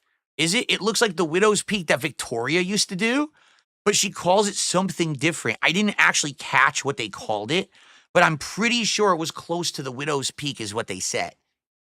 So, then there was a Drew McIntyre interview. Your attack against Damian Priest earlier was unprovoked. Why did you do that? And he says, well, I was right about John Cena, and then Priest stopped me from eliminating him from Elimination Chamber, so now it's his turn next. That's probably the lamest reason I've ever heard for a feud, but I guess Drew and Priest just have nothing to do leading up to WrestleMania, so I guess this is the way that they're going to do it. They're actually going to be like, yeah, he always said Cena was a heel, and he was pretending and a faker, and so now he's mad at him. I don't know. It was really, really lame. Braun versus Solo Sikoa is actually coming up next, the next match of the night. Lex Luger is going to be inducted into the WWE Hall of Fame this year, and they actually show Lex in the wheelchair with DDP training him to be able to walk again because he is crippled. And that's really sad. This guy was the narcissist. Then he was, what was his name? Basically, he was supposed to be the big Adonis character, the biggest, strongest guy who could body slam Yokozuna. And now this poor guy is freaking crippled, probably from all of the years of drugs. The total package, that's what it was. The total package Lex Luthor. Lex Luthor, let's try that again. The total package Lex Luger. And it's really sad to see him in this condition. I seriously hope that DDP can work some miracles and get this guy walking for WrestleMania, because that's going to get people crying to see that Hall of Fame ceremony induction if he can pull that off, okay? Charlotte says the women's division is soft, and then B-Fab, some women's wrestler, walks up to her and says no one is interested in bowing to you anymore. So Charlotte straight up just challenges her to a match next week in Barcelona. I guess they're starting an international tour to build up hype for WrestleMania. Starting next week, it'll be Barcelona, Spain. So honestly, I feel like this is actually a really good time for me to jump into watching both SmackDown and Raw, because it's actually going to be like these cool, awesome international shows. And I'm excited for that. International arena shows are usually much more hype than domestic shows. So this could be pretty cool starting next week. Let's do some shout outs because a bunch have come in, a bunch of contributions. We've got Captain DCW with a $5 super chat. Thank you, Captain DCW. I appreciate that. We've got Robert with a $5 super chat. Thank you, Robert. He says, let's open the next Hogan, brother. Thank you for that. And then DJ and DJ did a $2 super chat. And he says, this is my first time on the React channel. Well, welcome. I don't do content too frequently. Right now, it's just Smart Guys, and it's when I do DSP Tries-Its or food taste testings. But welcome, and I hope you enjoy the show tonight. That is much more serious and wrestling-themed. I received a $4.20 tip from Dick Anus. Next goal you should do is play Five Nights at Freddy's Security Breach. It's not scary, but the gameplay is fun. Well, as I said when I did my Five Nights at Freddy's marathon on Monday, I'm actually interested in going back and completing Five Nights at Freddy's 1, as well as Sister Location. So maybe if I do go back and I finish those, then maybe I would actually get Security Breach after. Security Breach is like a full-fledged game, like $40, actual full-length game, right? It's not one of these quick games, so it's a possibility. Thank you for that. Dick Anus, what a great name. And then I received a $2.22 tip. Did I ever watch any backyard wrestling? No. I'm aware it exists. I've never actually watched any of it, so thank you for that. Very nice. By the way, I'm being told by PWR in the chat, this is actually what we wanted from your first announcement that Smart Guys was returning, that they didn't want drama, they didn't want Grill Phil, you actually wanted wrestling content. What a shocker that you desired wrestling content out of a wrestling show, right? But some people don't get that. They're one-track mind and can't get their mind out of that one. Oh, that's all I do, that's all I do, that's all I do. Guess what? It's time to unpack another pack of cards because you got me to 200. I told you every 100, we would open another pack. So ladies and gentlemen, let's do it. Did I just hit? I hit the wrong button. Let's do it. Another pack of cards. Let's open it and let's see what we've got. Here we go. Can we get the ultra rare? Can we get the autograph? I think we're going to get an autograph. I'm feeling it. Let's put them over here so as not to kill the suspense. The first card. As you can see, the autofocus is atrocious on this camera. Like, you have to, like, really move slow to try to get it to keep focus as you get closer. So who is this? This is... Who? What does it say? Kalani Jordan?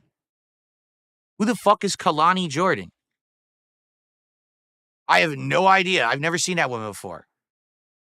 I guess she's an... oh, come on, you stupid camera. I'm going to have to manually focus it. As you can see, this does not want to... It does not want to focus at all. This camera is... all right, I'm just going to manual focus it.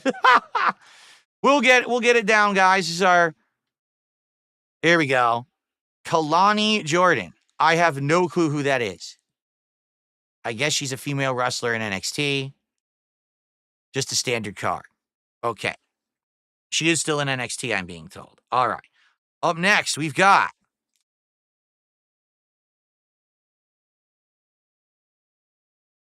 who? Candice. Who? Candice? Oh, Candice LeRae. Candice LeRae, the wife of Johnny Gargano, the current, sidekick valet to Nia Jax. The Poison Pixie is what they call her. Sadly, I feel, oh my God, whoa, wait a minute. Why does this card look so good? Look at how the card looks. It looks actually really nice. It's real. That's like deluxe chromium. That's not just standard chromium.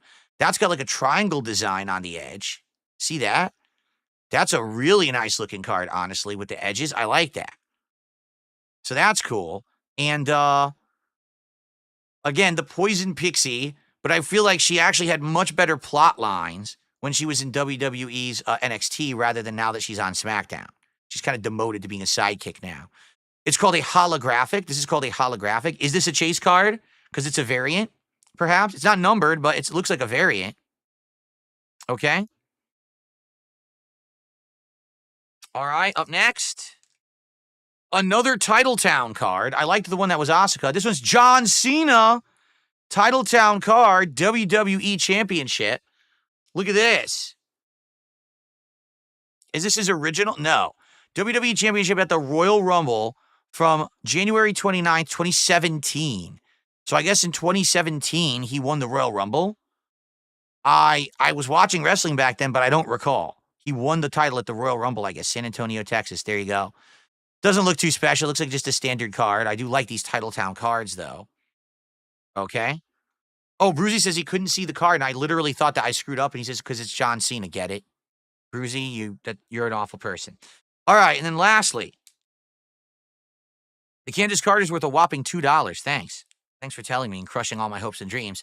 The last card from Raw, it is Eric from the War Raiders, formerly the Viking Raiders, now the War Raiders. They got their name back because they used to be War Machine in the Indies, and then they changed them to War Raiders when they went to NXT. It's just a standard card. All right. Well, there you have it. 2 packs open. If we happen to hit another 100, so if you give me to 300 tonight, folks, which again, I'm not expecting that, but you guys have been amazingly supportive so far tonight, and I really appreciate that. If you get me to 300 tonight, not only will we hit another goal, so we'll be at 63 goals hit towards my next big milestone at 70, but also we'll open a third pack of cards, and then I'm definitely going to have to order more for next week, okay?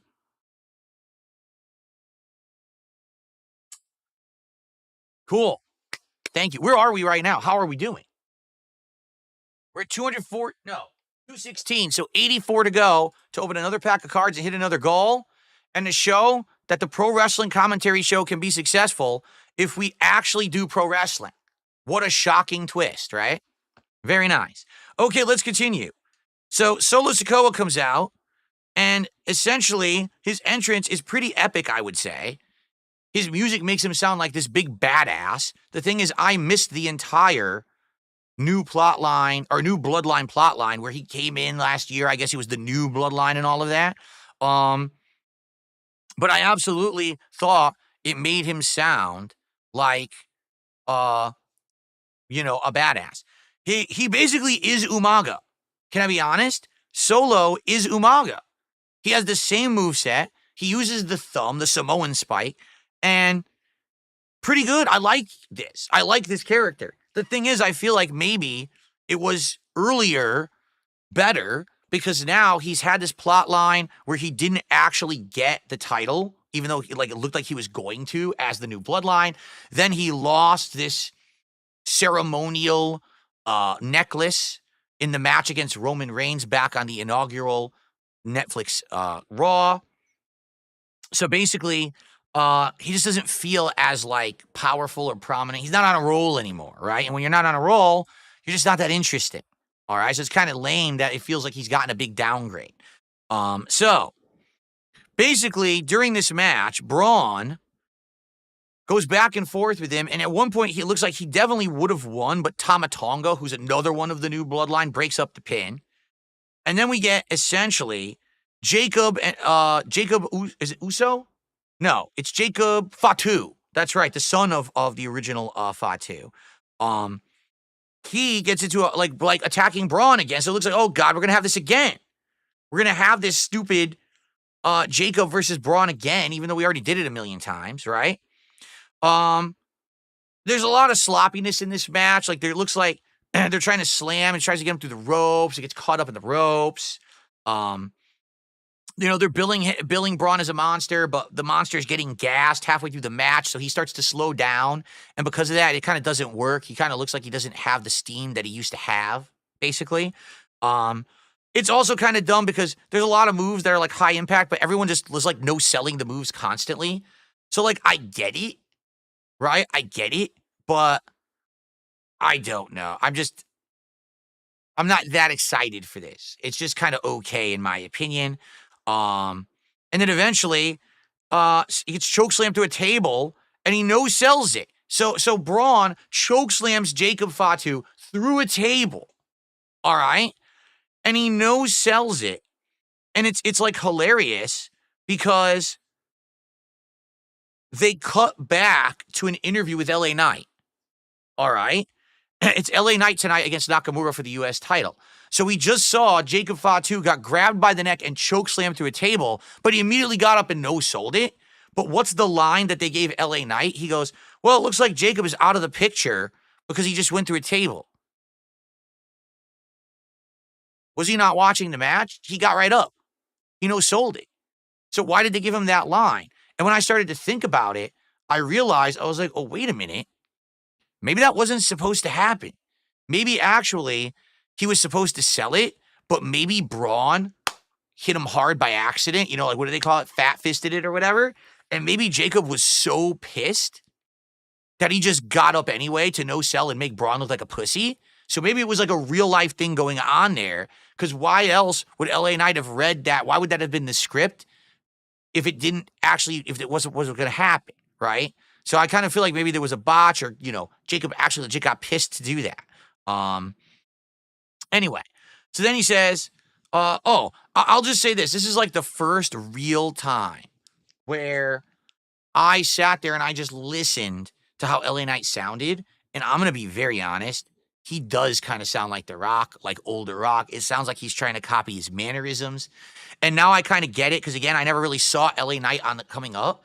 But now I undoubtedly will tell you guys, he absolutely sounds like LA Knight. He sounds like Rock, 100% So I kind of get why some people maybe don't like him now, because they say he's like a copycat. So Chelsea wants Piper Niven's help in tonight's street fight that she's going to have.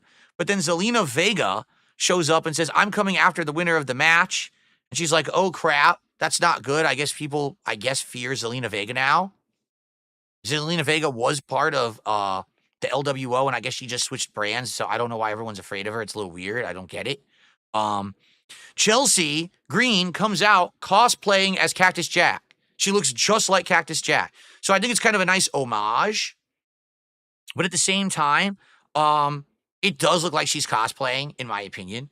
So it's weird because she's coming out to a theme song, and the theme song is Hot Mess. But wasn't that her theme song and theme in the Indies? So I guess this is almost like a Cody Rhodes situation where for some reason they allowed her to keep her old theme and everything from the Indies. And you rarely see that in WWE. Usually when someone comes in, they're completely rebranded and started over. But in this case, she's the same person. So this is a street fight / hardcore match against Mishin. Now, Mishin used to be an NXT wrestler who was taken very seriously. At one point, she was a title contender for the NXT title, but she didn't win. Then she basically married Keith Lee, and that was a big thing. And then I guess she got released or something like that, right? And, sorry. And, yeah, It's very confusing because she's still here, but she went through like a million plot lines. She went to WWE. She had one plot line. They dropped it. Then they put her into that weird group where everyone was wearing like hockey masks and shit. And then they dropped that. And then she did another one. They dropped that. So now she's Mishin. Okay. So there's tons of weapons in this match. Tons, like ridiculous amounts. Trash cans, kendo sticks, tables, ladders, chairs, everything. ECW chants even rip out for a while. It's just hilarious that people are still yelling ECW to this day, like 25 years after ECW ended, right? So Piper Niven helps in the match, of course. It's hardcore. She's gonna cheat. B-Fab comes out and interferes and helps Mishin, which prompts Mishin to begin twerking in the middle of the ring.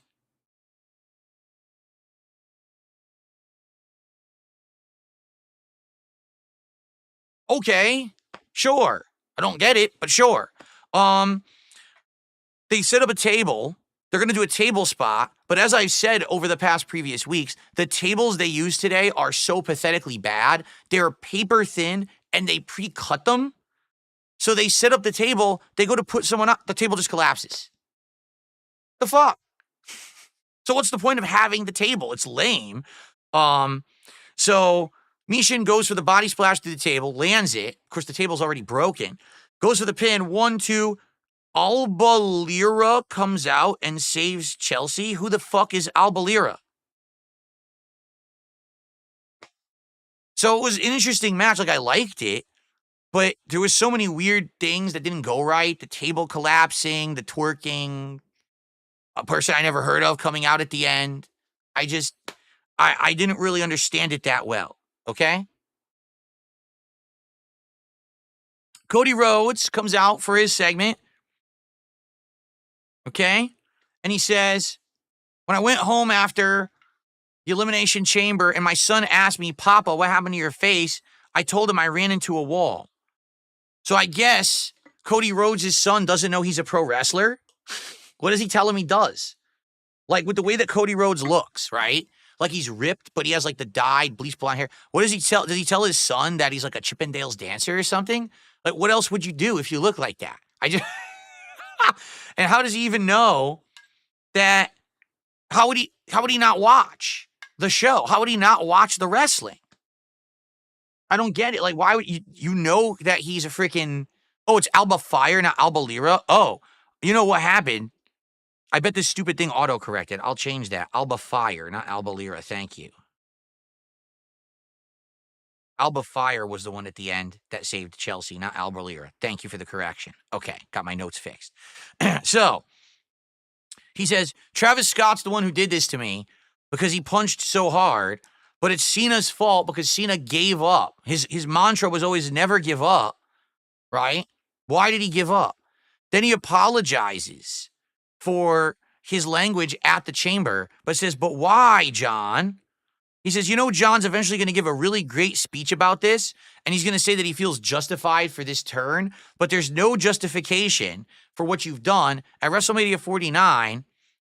This, wait, he says, this title gets heavier every single day?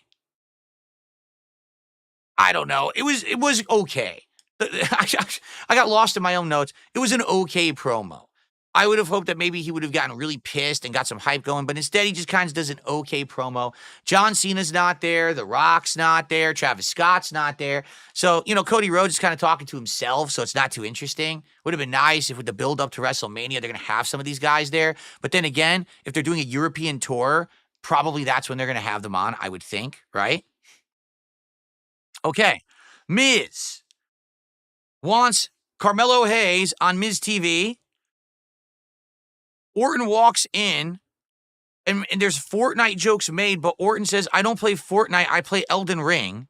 Again, it's an awful line they've given Randy Orton, much like the Cena is Rock's bottom earlier in the night. There is absolutely no response from the crowd. It is complete crickets. So all the dialogue they're trying to give Orton to make him feel like a face and like he's joking, none of it works. It's all terrible, okay? So they said it's going to be Carmelo Hayes versus Randy Orton in Barcelona next week in a singles match. Then there was Drew versus Jimmy Uso. This by far was the deadest match of the night. No one cared. The crowd was asleep. I was asleep. Everyone was asleep. No one cares about Drew McIntyre anymore. It's sad. I missed his whole big push after he won the title from Lesnar years ago. I missed any of that after the fact. So I haven't seen him get a real, like, they're treating him like he's hot shit. Like, they're treating him like he's a big deal. But he's lost every match. He's had absolutely no hype. No one likes him. I don't get it. The match was a waste of time. And then Priest comes out and attacks Drew after the match. They could have just done that backstage and not had to have the match. DIY gets interviewed. Next week, it's going to be the Street Profits, moment of silence for their dream. So basically, I guess next week, it's DIY versus Street Profits. And the Pretty Deadly, who won the triple threat tonight, will end up fighting the winner of that match for the title. And then the main event of the night, LA Knight versus Shinsuke Nakamura. Okay? So, I just would like to show you. This is what Shinsuke Nakamura, what I remember him looking like. Okay? He's charismatic. He kind of looks like kind of moves and looks like Michael Jackson a little bit. He used to have the outfit that kind of looked like the Thriller jacket, but he moves his legs and does all these crazy moves and gyrations. He's a really good wrestler. They have turned Shinsuke Nakamura into an incredibly generic Japanese stereotype guy. He's wearing a Shogun's hat, a Japanese generic mask. He's got eye makeup on. He looks incredibly stupid, all right? It's the most generic. It's kind of like Tensai's old character. It's kind of like back in the 90s, whenever there was a Japanese wrestler, they had to make them all look like highly Japanese. It's really dumb. And maybe it's just because they've done so much with Nakamura so far, they feel like they eventually have to do the generic thing. But it doesn't work, in my opinion.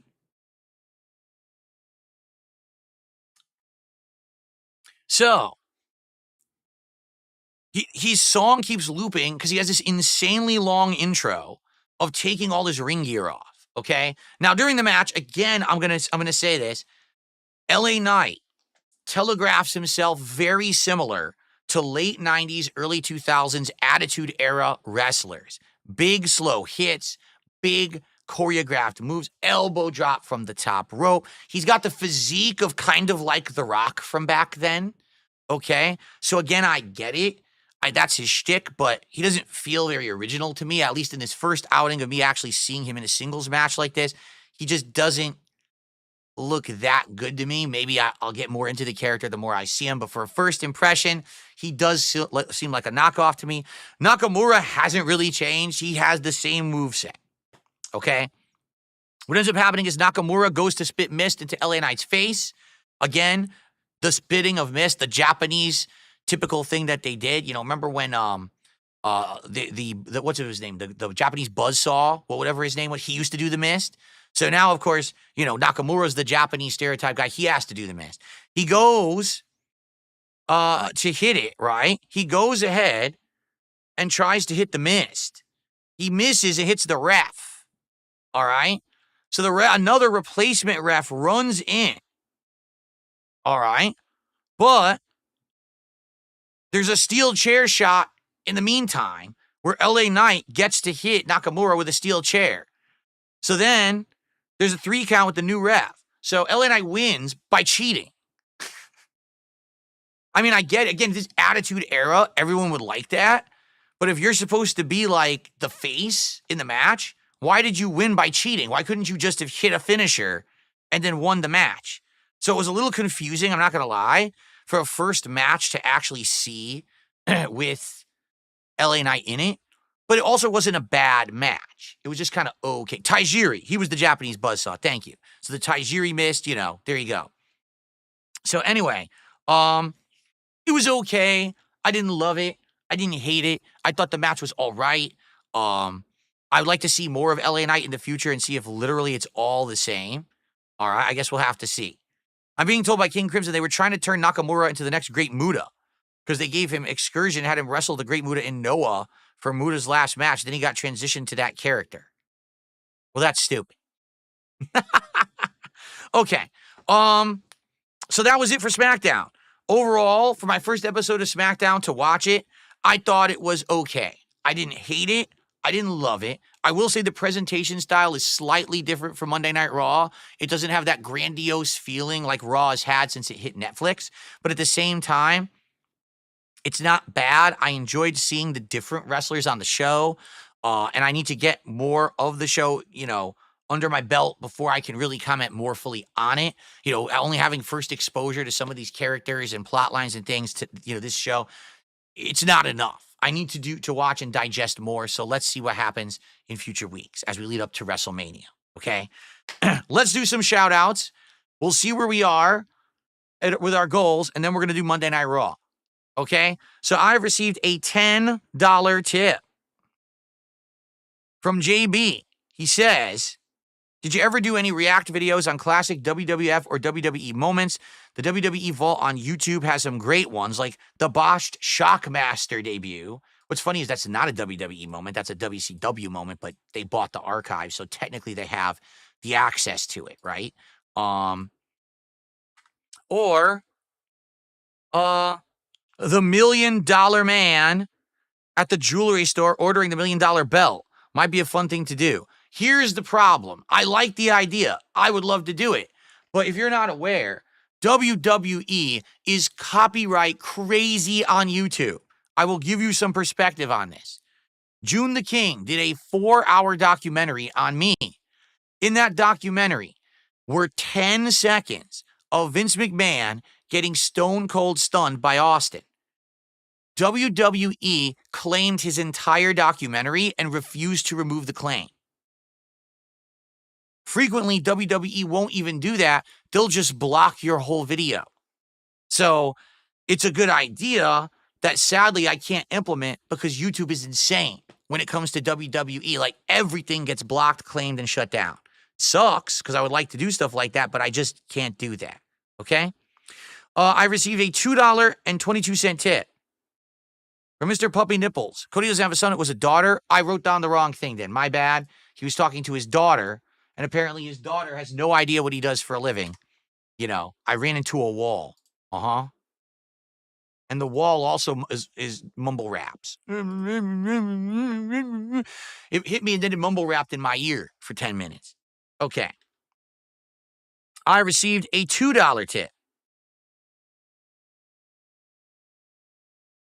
from Jinsei Shinzaki. Are you going to tell me I didn't have a cool Japanese look? What are you talking about? I have no idea what this is a joke of. You've gone over my head. But thank you for your tip regardless. All right, so guys, we're currently at $230 of support. Again, if you get me to 300 by the end of the show, we still have to talk about Raw for about another hour.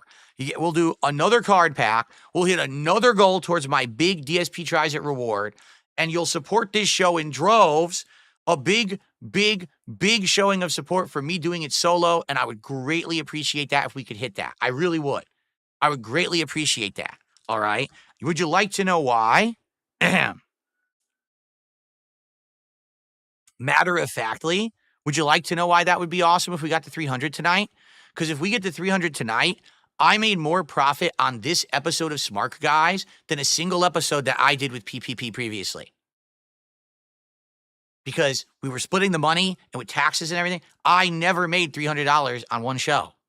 So if we get to 300 tonight, I've literally made more than I ever did doing the show with him. So can we hit it? Let's hit 300 by the end of tonight. Let's hit a new milestone of success on Smart Guys. Let's do it.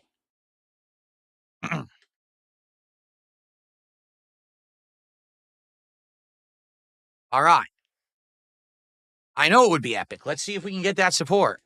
All right? All right. Let's get to Monday Night Raw because we got to cover all of Raw. We got about an hour left. I want to be sure to cover all of Raw because I took a ton of notes last night when I watched it. Sadly, I will be honest with all of you. I got spoiled because last night I was streaming and someone in chat said, man, I can't wait to hear you talk about this happened on Raw. And I was like, oh, I didn't watch it yet. And they were like, you didn't? Oh, no. It was a legit 100% accident. The person was not actually trying to spoil. All right. It was an honest mistake. So, but the ending of the show was spoiled for me. So sadly, I did know about the big twist at the end. So I'm not going to act like I was shocked and surprised and blown away.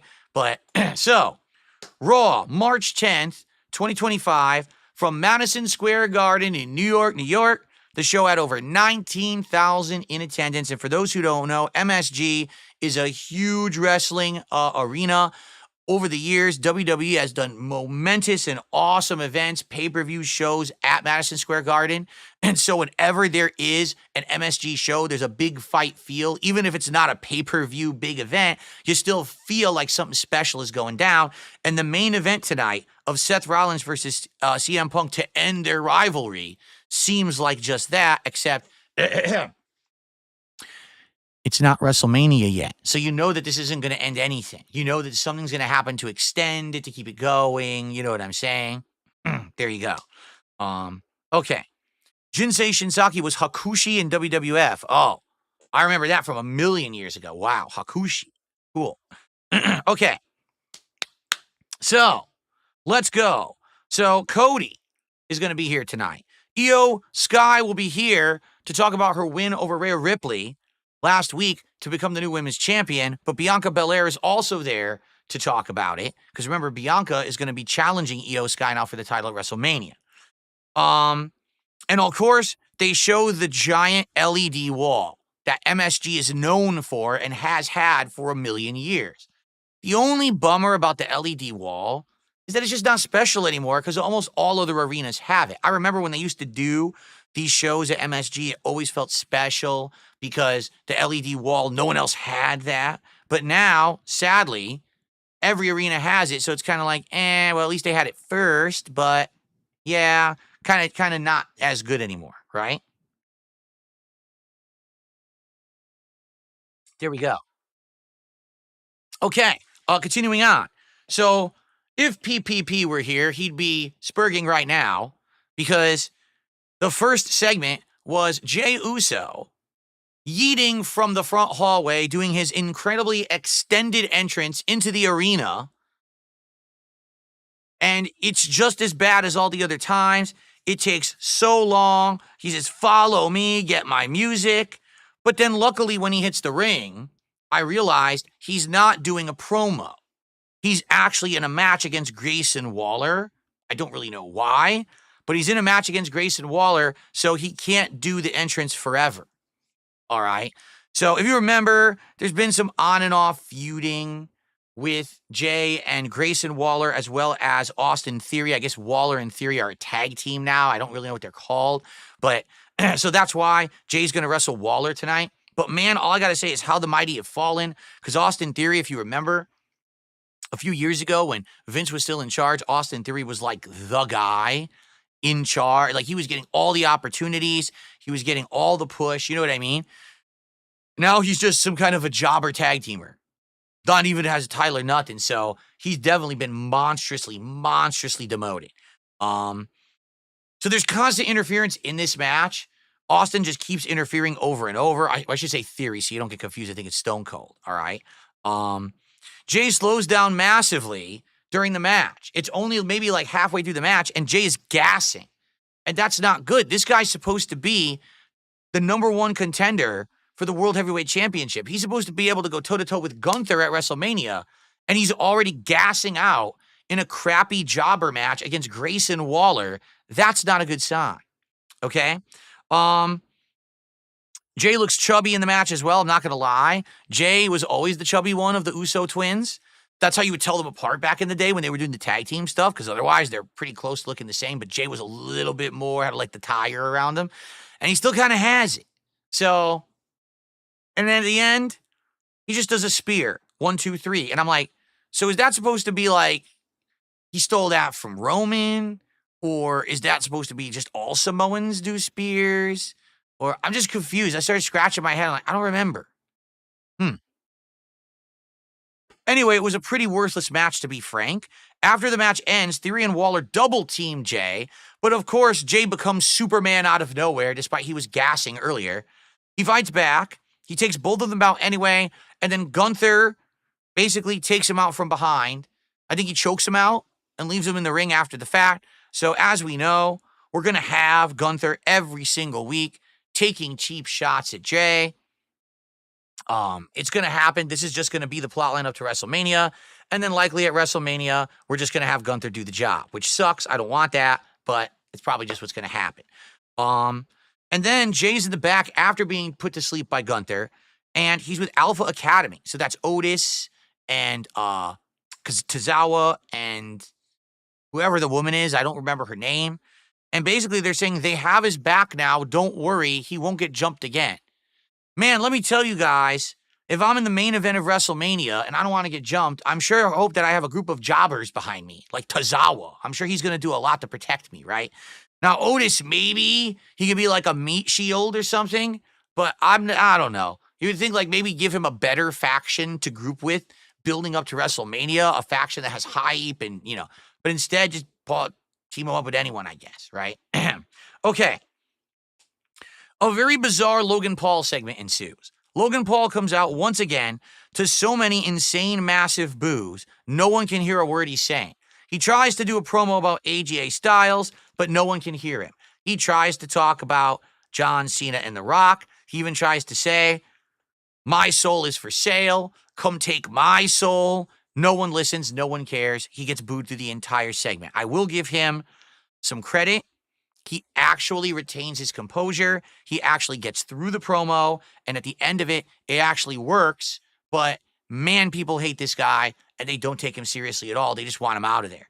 The best thing I could see, I saw a comment on X a couple weeks ago about Logan Paul and this crazy amount of like cheering and booing that he gets, the massive boos. And one person says, well, Logan Paul just has true heel heat. And then another person says, no, you're getting it wrong. True heel heat is when people don't like the character. People just don't like Logan Paul for real.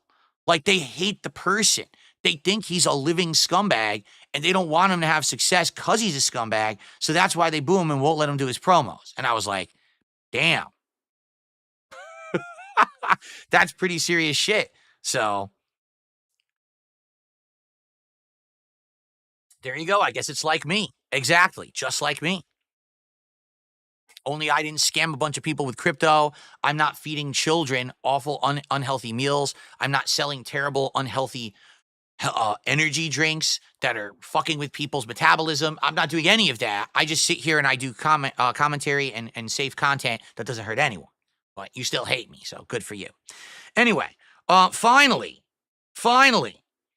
he gets out of the ring and this guy named Andrew Schultz, I guess, is in the crowd. I have no clue who he is, but apparently he is a comedian who's about to have a special on Netflix or has a special on Netflix. So now that Raw's on Netflix, you're going to see these kind of promotional things happen. Okay. And Andrew is actually really good on the mic. I was shocked. He did a really good job, like going back and forth with Logan Paul, cutting a promo. He goes, none of us came here to see you. We came here to see AJ Styles. And the crowd explodes with a big pop. And then Logan Paul attacks him, pulls him out of the crowd, starts beating him up. So AJ runs in and does the save, and he demands that Logan Paul re-enter the ring and face him like a man. But Logan Paul just leaves. So it looks like a complete puss. Okay? Up next, it was the New Day against Mysterio and Dragon Lee. But I scratched my head because you guys don't know this, but I've been watching Smackdown a little bit earlier. I actually got a VPN a couple weeks ago. And I swear this match already happened. Maybe I'm wrong. Maybe I just had a dream about it and it's like deja vu. But I swear there already was a Mysterio and Dragon Lee versus New Day Tornado tag match like the week before. But anyway, why isn't there an LWO theme song? And what I mean by that is this is supposed to be a faction, right? But when they come out, they play Rey Mysterio's theme song. Why? Why doesn't the faction have their own theme song? That's bizarre. That really got me scratching my head. So it doesn't feel like a real faction to me if it's just Rey Mysterio and whatever jobber they put in the ring with him that week. You know what I mean? There's table teases on both sides. Like they're going to use the table. They're not going to use the table. The table gets knocked away. Awful table break again. So much like the awful table break that happened too early on SmackDown, it happens again on Raw. Woods hits the table and it breaks too early. It's like, how does no one understand these table spots look awful every time they're doing them now? You have to either use better tables or don't pre-cut them or stop. Stop making it look bad. It looks like shit every time they do it. All of a sudden, in the middle of the match, a mysterious luchador wearing an American flag mask comes out and interferes and starts helping New Day. And I say, it's Mr. America. Mr. America's finally back. Hogan is back. No, it looks nothing like it. It's apparent. He does a big German snap suplex, a fisherman suplex. It's Chad Gable. Everyone knows it. It's Chad Gable in this mask, okay? So, the New Day wins because of the interference. There it is later on in the show, because there's another segment with that going on later, but that's much later in the show. All right. Spawn Killer did a $2 super chat. You forgot that he went to the forest in Japan. Oh, I know all about the suicide forest in Japan. I mean, that's like the oldest thing he's done. I mean, Logan Paul's done such terrible, terrible things over the years. You're talking about like the oldest piece of crap that he's done. He's done so many more heinous things since that it's not even worth mentioning the oldest one at this point, right? Exactly.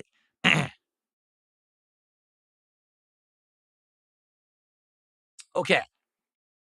Finn and Carlito are talking in the back, and for some bizarre reason, I missed like the very beginning. I think they were actually breaking character, and I think it was scripted, where they're basically saying that it's like weird being bad guys instead of the good guys or something like that. And I was like, huh? Like, where did that come from? So I kind of scratched my head. I was like, all right. So it's another Judgment Day skit. And I'm going to be honest, I'm getting so tired of these Judgment Day skits that aren't going anywhere. It's another skit where Judgment Day show up, and of course, Finn's disappointed in them, but they say, oh, don't worry, later tonight, Bayley's going to wrestle Raquel, and this is going to be a qualifying title, or a qualifying match for the Intercontinental title. Also, Dominic tells Finn that he got Finn Balor an IC title match next week against Braun Breaker.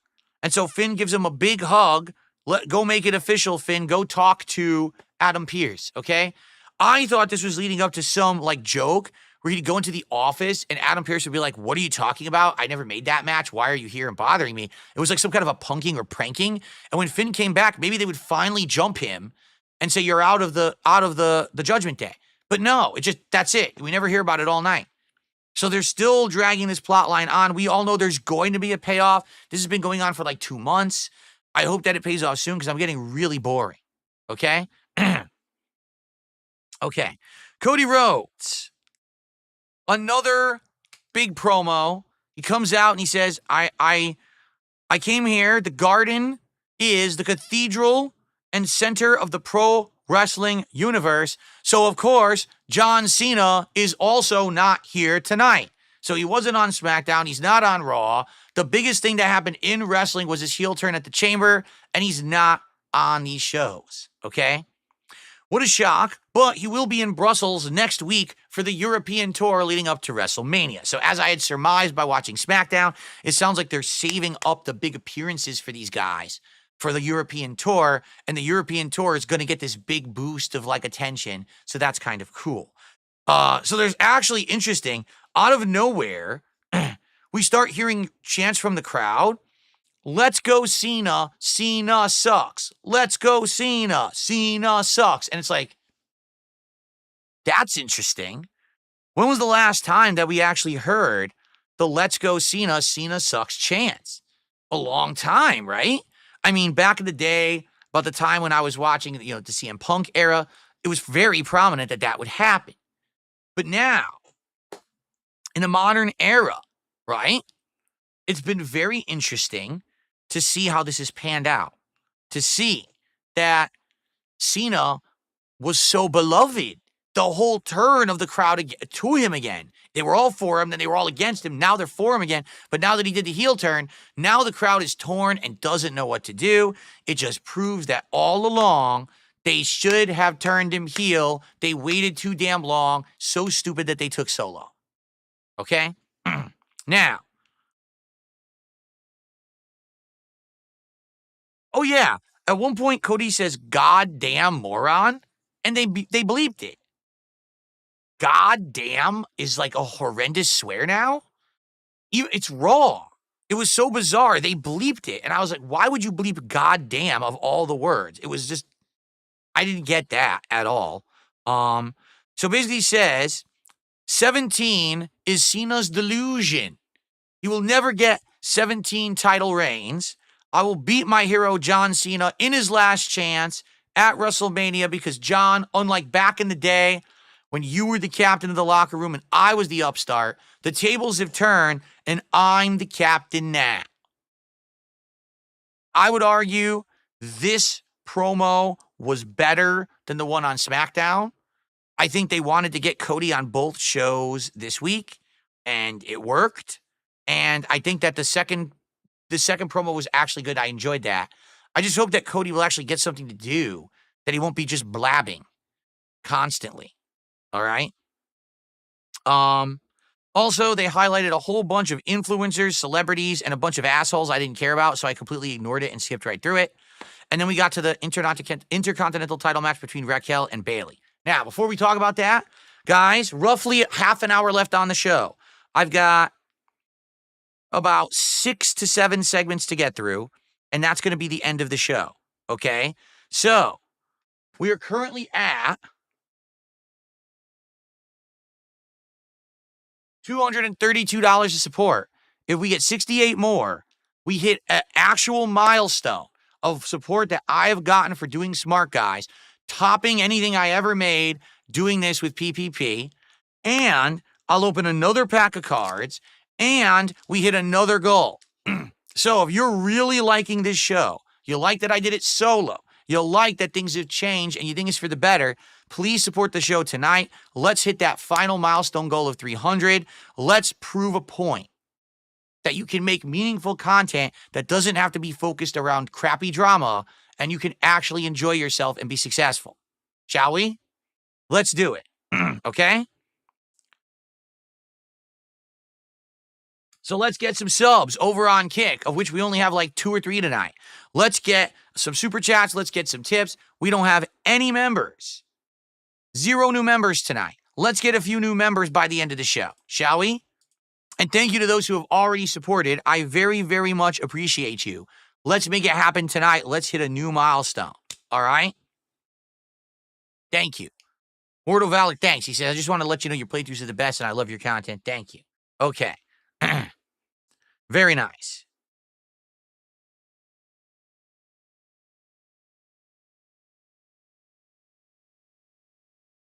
All right.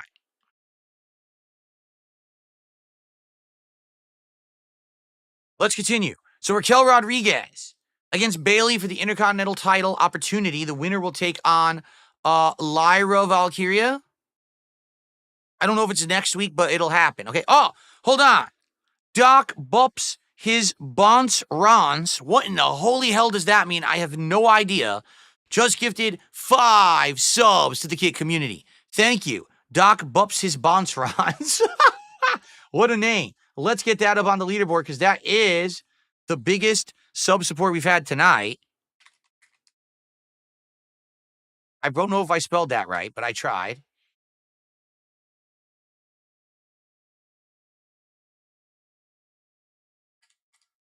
$257. Thank you all. $257 and climbing. Less than $50 of support to go to hit that 300 milestone and make a brand new record here tonight. Let's hit it by the end of the night, all right? All right, let's continue. So, Bayley's song is incredibly epic. It really is. It's like so cool and so awesome, and it makes you feel like, I don't know, like a god of wrestling is coming to the ring with how epic this song is. It's not crappy hip-hop. It's not, it's like, oh, she's coming out. Like, wow, it's really cool. The only problem is, I wish that with the amount of time she's been in WWE, over a decade now, right? She's done it all. She's been the champion, tag champion. I wish she could back it up, but since I've been watching pro wrestling in January, she hasn't, right? What has she actually done? Nothing. I wish she'd done something. I wish she had won a match or whatever. It just seems like she's the one who's like the filler. You know what she feels like to me now? Natalya. How Natalya at first was popular. She had good matches. She was winning. And then all of a sudden, she just became the woman who would do the job. I kind of feel like that's like Bayley's respected, but she never gets the win. And because of that, I don't get so excited at all when this happens. You know what I'm saying? Like, it's going to be a match I don't really care about. Okay? We know Bayley's not going to win.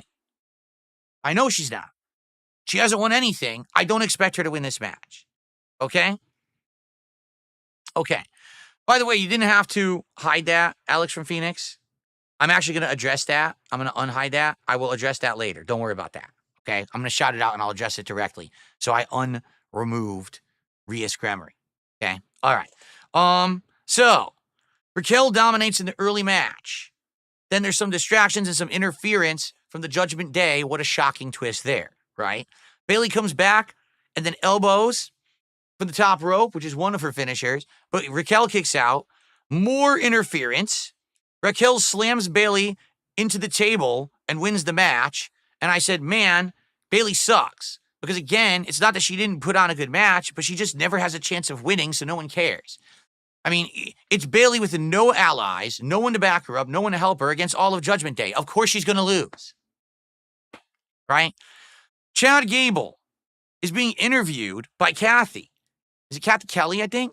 And she says, so why did you attack, LWO earlier tonight in that lucha mask? And he goes, it wasn't me. What are you talking about? This is baloney. These are lies. And she says, no, it's definitely you. I mean, the mask even said American made on it. We're not stupid. And then all of a sudden they cut to the back and you can see someone else is wearing the mask and security is escorting them out of the building. Why? Have you ever in the history of WWE seen someone interfere in a match and that prompted security to remove them completely from the building? I've never seen that before. It happens every single time. They just had a match with Judgment Day. Judgment Day interfered. Why weren't they removed from the building? Doesn't really make sense. But what they're getting at is that it's not supposed to be Gable. All right? And to be honest, that's pretty funny. Now they're going to probably have a plot line every week that it wasn't Gable, but it's actually one of the other members of the American Made stable, right, who has the mask on. I think this will be funny. It'll be a funny angle leading up to WrestleMania. I like to see Gable in the mix, so this is a good thing. Michael Cole invites Io Sky to the ring for an interview, but as he's interviewing her, Bianca Belair interferes, right, and says, if you weren't a distraction, wait. If there wasn't a distraction, would Rhea have won the match? Basically insinuating that the only reason that Io Sky beat Rhea for the title is because Bianca was a distraction, that she would have easily been beaten otherwise, okay? Then Rhea Ripley comes out. What a shocker that she would come out for this segment and says, she's angry at Bianca, and they're all going at it because now Bianca distracted her. That's why she lost the title. So all of a sudden, Io explodes. And Io goes crazy, essentially saying, why is it all about them? She's the title, or she's the champion. She holds the title. Why is it about Bianca and Rhea and Bianca? Why is she always the afterthought? And I started to think about this, and I was like, she's right. But at the same time, maybe it's because they haven't pushed Io Sky as a main event contender, at least since I've been watching. So because of that, that's probably why. Like, if she had also been majorly in main event contention the whole time and had been pushed like a champion, maybe her winning the championship would be more momentous and you would buy it. But instead, it was kind of like, well, she just did kind of win it because of luck or a distraction. So why would they care about her? They really do think she's the afterthought. So I think what they're going to do, we're probably going to have another week or two of this, but they're probably going to turn Io heel. That's my guess. Io will turn fully heel, start like being dirty and attacking both Bianca and Rhea. So it'll be like face Bianca and Rhea against the heel retaining champion Io. Who will win it? I don't know. But at the same time, I actually like that. Okay?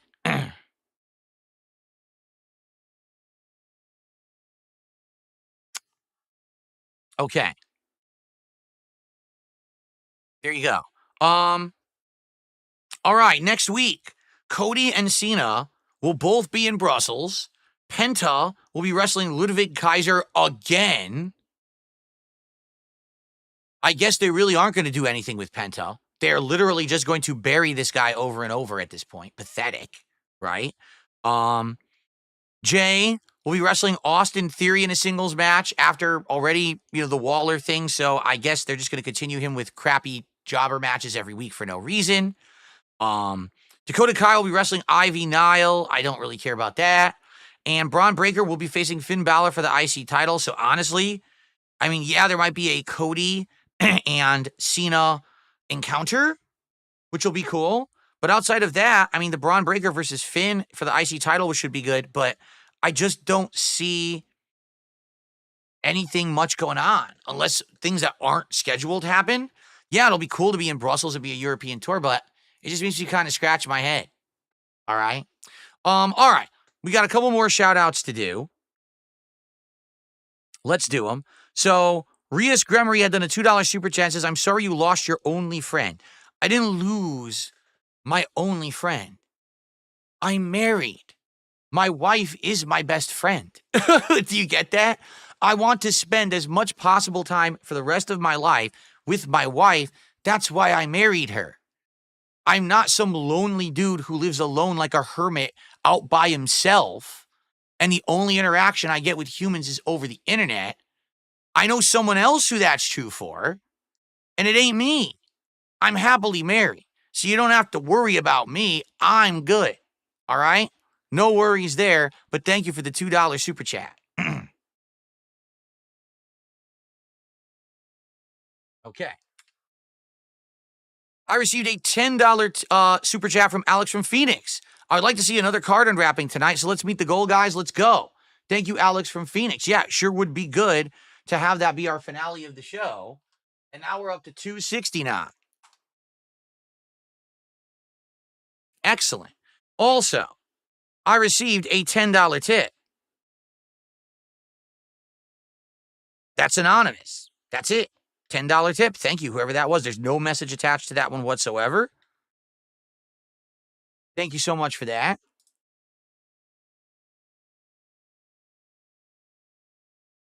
Excuse me. And that gets us up to $279. We are a mere $21 away from the third pack of cards unpacking, hitting a second goal on the stream, and me hitting the biggest milestone of any support I've ever had on this show. Even with PPP, this will be the biggest milestone for me. So let's do it. Let's hit it tonight. All right? Cool. All right. The main event of Raw. Dr. Lexus was in the match. It was amazing. He did drop kicks and flips, elbow drops from the top rope.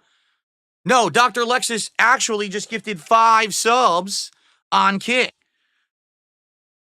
And because of that, ladies and gentlemen,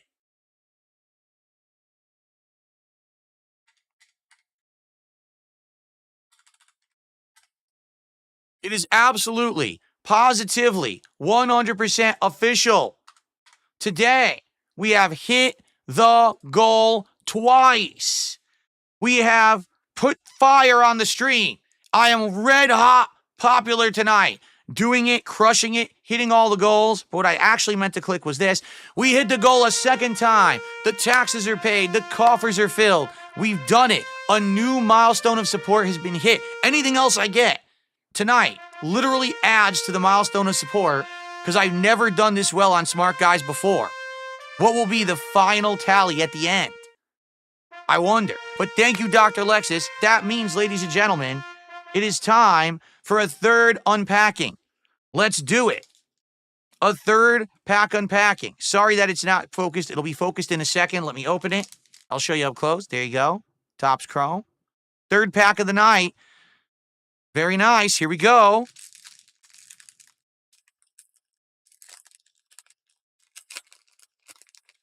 All right. Card number 1. From Raw.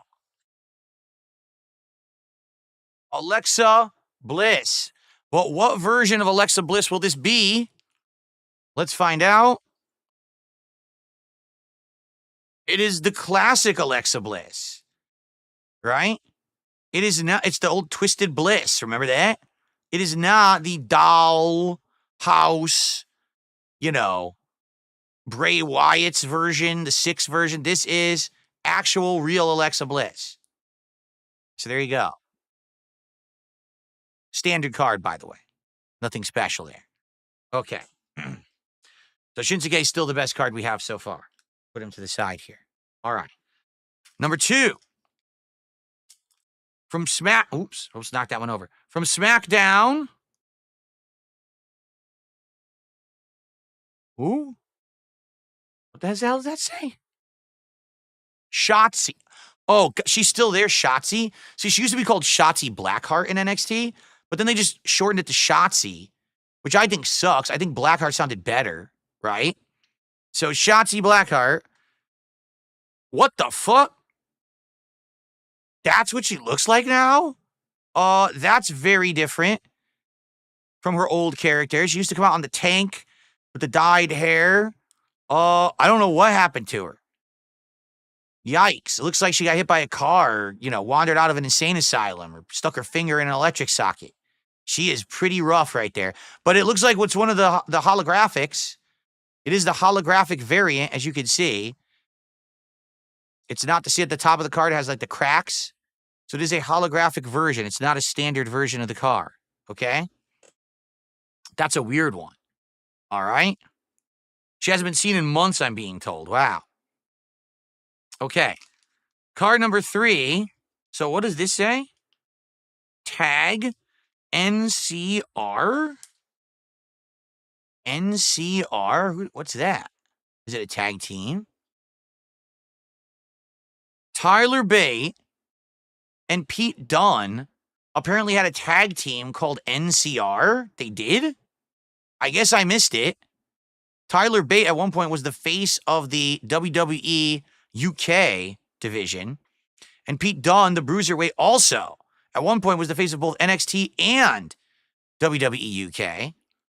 But I have no idea what this is. I mean, called this was the No Catch Republic, but it doesn't exist anymore. Now Pete Dunne is embroiled in this weird Penta plotline. So there you have it. Nothing too special about that card. All right. And then lastly,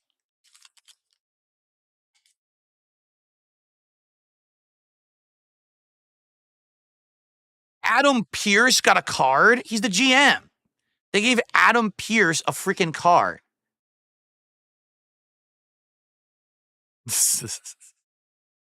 And it's not even a holographic. What a piece of shit. Well, I'll be honest, not many good tonight. I think the best that we got tonight, if you take a look at all of them, I liked the title ones. I liked the John Cena title one. I thought that one was nice. I definitely like the holographic one of Candice LeRae. I just like the look of that card. Look at that. It's sweet, right? With the nice hologram on it. That's pretty darn nice. Admittedly, I really like the look of that card. I wish we had a better, a rare card of that. Undertaker's always a good one to have, Undertaker. I liked the Asuka title card when she had won the title. That was nice.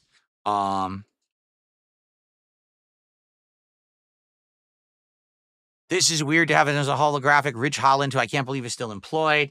And we still have this bizarre little girl in her nightgown pajamas. Very weird shit. All right. Well, out of all the cards that we have opened so far, we've opened 4 out of 5 packs. No. How many have we opened? 1, 2, 3. We opened 6 packs, right? There's 1 pack left. If we do hit 400 by the end of the night, I'll open it. But I don't think we're going to do that considering the fact all we have is the main event, this cage match. I don't think someone's going to drop $100 right now, just being honest. If we do, we'll do it. And then that's a huge new milestone for me because I've never made that much on a Smart Guys episode before at all. All right? So if someone wants to get us there and open the final pack, get us to the 400, that'd be amazing. I am telling you guys right now, I absolutely will buy more packs for next week. Okay? You guys have been amazingly supportive here tonight. Thank you all for that. I really, really appreciate you. So thank you for your support. Thank you for allowing me to keep doing the show. I will have another one next week. Arrow Squirrel just did a $5 super chat. Thank you, Arrow Squirrel. So 91 to go. Can we get to 400 and open the final pack. But in the meantime, I will buy another box. I just can't promise you guys it'll be here in time for Smart Guys next week, because last time it took over a week to get here. So I'll see how fast I can get it for the show next week, okay? Thank you guys so much. Okay, the main event was Seth Rollins against CM Punk in a steel cage match that's supposed to end their feud. All right? So, this is hilarious because Seth comes out. He's the obvious heel in this match, but they're still singing his theme song like he's a face. He's not. He's supposed to be the heel in this match. He's the one who attacked CM Punk at the end of the EC match, got him eliminated. He's the one that attacked Roman Rollins after the Royal Rumble. It doesn't make sense that the crowd is still singing his theme, except that they're all brain-dead idiots, and they just like to sing the theme because it's a crowding thing. Yo, we know it. Let's do it. Okay, we get it. He looks like an idiot. He's wearing a ridiculous outfit. His glasses look stupid. Looks pretty dumb. When Punk comes out, the crowd absolutely loves him. They're singing his theme. They're cheering like crazy for him. Okay? Massive hatred between the two. Multiple face-to-face, like, conversations, encounters during this match. And the match starts off with, like, 5 minutes of just haymaker blows back and forth between the two. Okay? Eventually, they start hitting some spots. You got a buckle bomb, but it's into the cage, so it's really not a buckle bomb. It's more like a cage bomb. There's a go to sleep. But then Punk collapses, and he can't go for the pin. They're slamming each other's faces into the cage. The door gets opened and closed and opened and closed. They're both trying to get to the door, but they stop the other, right? There's a couple times where it legit looks like one of them could have won the match and escaped via the door, but they decide that's not good enough. This is a grudge match. We got to make sure this one ends the feud. So they keep going back after each other. Even though they could have rightly won, they go back and start beating each other up more to try to get that pin. Okay? CM Punk lands 3 top rope elbow drops, but Rollins still kicks out. Punk starts to climb the cage. Looks like Punk might try to escape, but Rollins follows. Rollins pulls off a superplex from the top of the cage, but CM Punk still kicks out of the superplex. Thankfully, these guys are consummate pros. And what I mean by that is all of these different things, all right, are safe. Never did I see that something looked too risky. Yeah, he's buckle bombing him into the cage, but they're doing it right. The superplex was protected. These guys know what they're doing. You can tell they probably really like wrestling each other because they can trust each other and pull off this top level stuff and not have to worry about getting hurt. Okay? Multiple finishers, multiple kickouts, STF, 3 stomps, GTS, kick out. This is awesome chants from the crowd. Stomp, GTS. CM Punk does a stomp to Rollins. Rollins does a GTS to Punk. So they're even stealing each other's finishers. They must have pressed the reversal button, and they had full meter when they did it. Okay? So pretty insane. The crowd's going absolutely wild for this match. It's the hottest match that I've arguably, like no lie, probably the hottest match that I've seen since we started watching wrestling again, besides maybe their first match on the first Raw of Netflix. This crowd is loving it. This crowd is out of control. The match is high octane, way high performance. This could have been a pay-per-view for sure. Okay? Both men once again have a chance to escape through the door and turn it down. They turn around and start beating each other up again because they want the win via pinfall. All right? Super stomp. A stomp like from the top rope or something. A crazy ultra super stomp.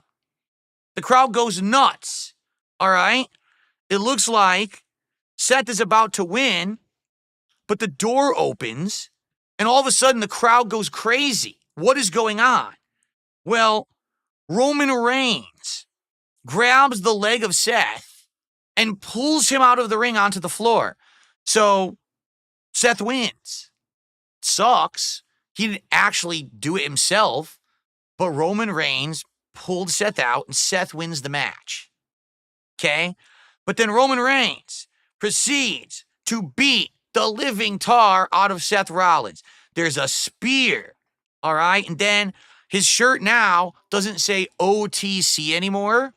It says YTC. So he's not the one tribal chief. He's your tribal chief. That's going to be his new plot line, leading up to WrestleMania. So Reigns looks like he's about to destroy and cripple Seth Rollins. Adam Pearce runs to the ring with a whole bunch of security because Roman Reigns put Seth's head on the steel stairs and looks like he's going to crush him. So the security runs down, stops him, all right? Paul Heyman is in the ring comforting CM Punk.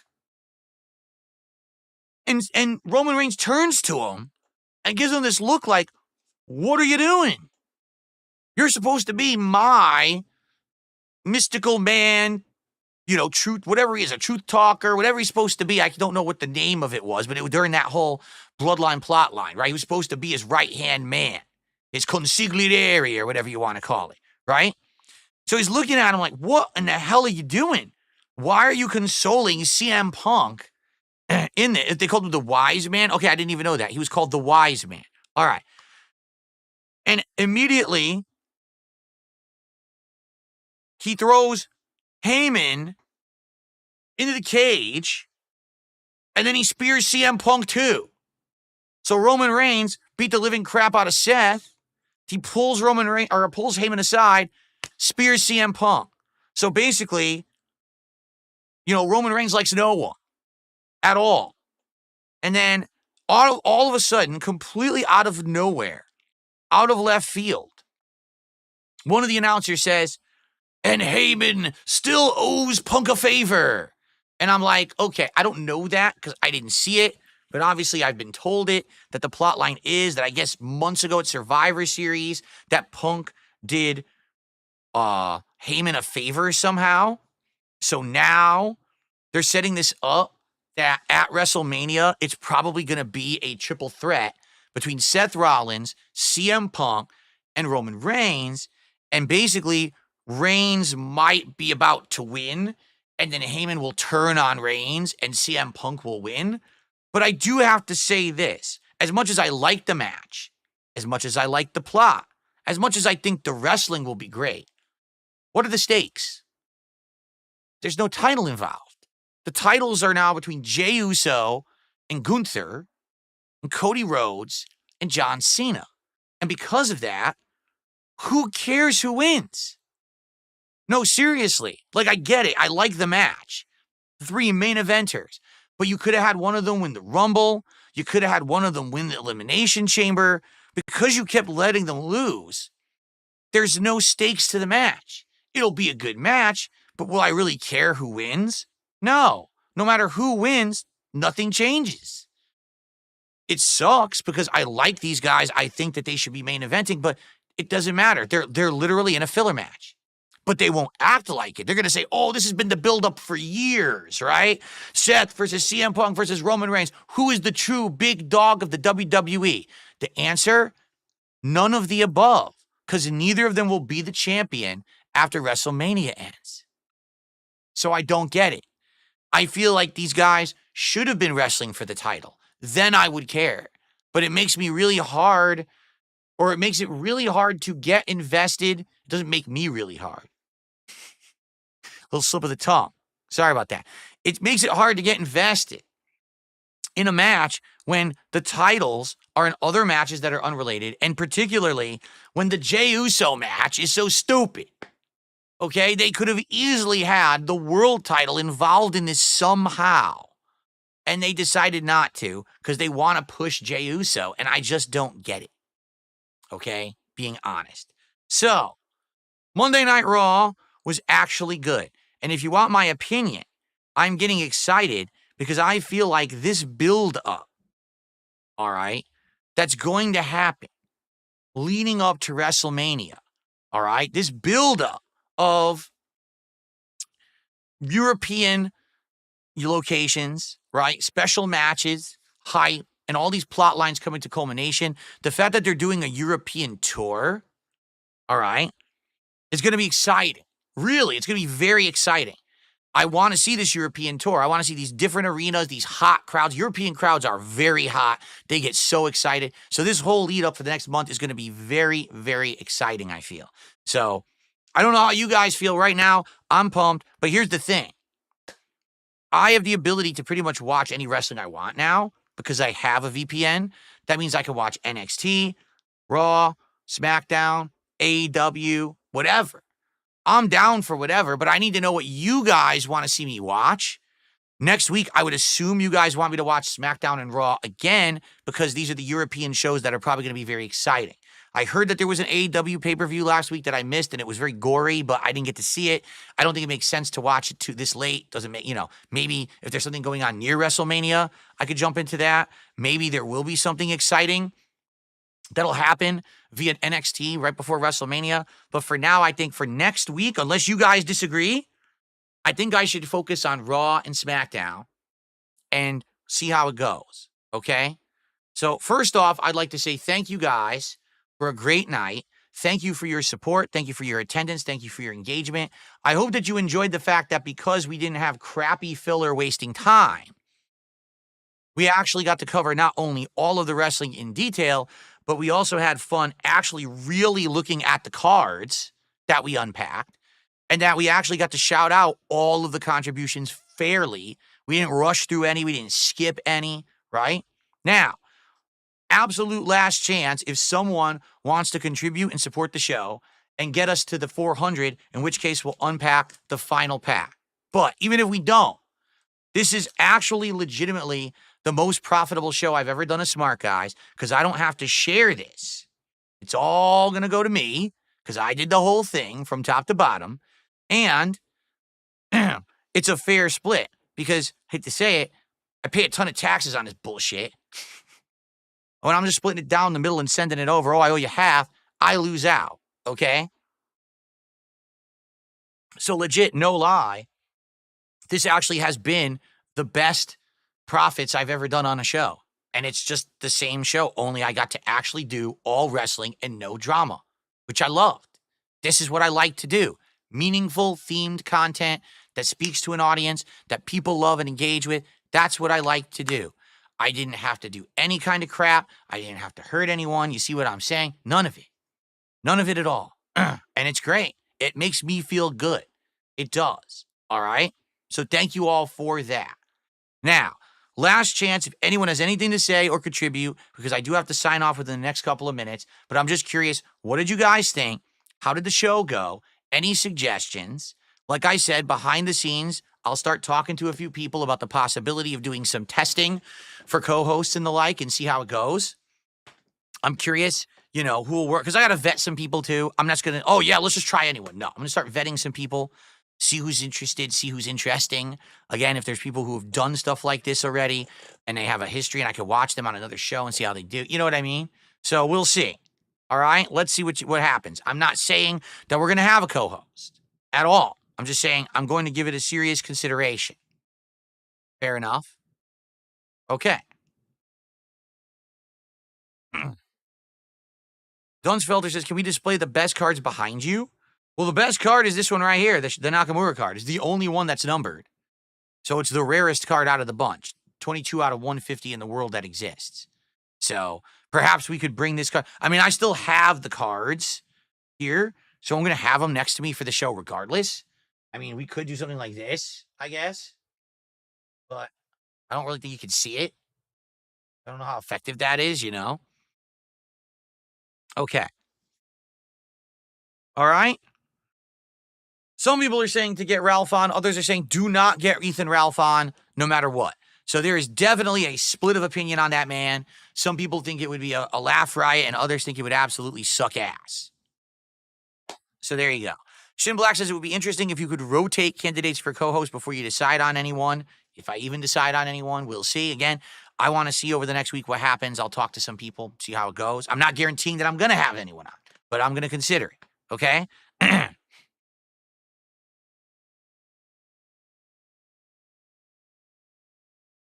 Okay. Any other thing? Any other thing to say? Any suggestions? It's obvious we're not going to get any more support, so we're good. And again, thank you for giving me the most profitable Smart Guys I've had since I started in January. I really appreciate that. Thank you, guys.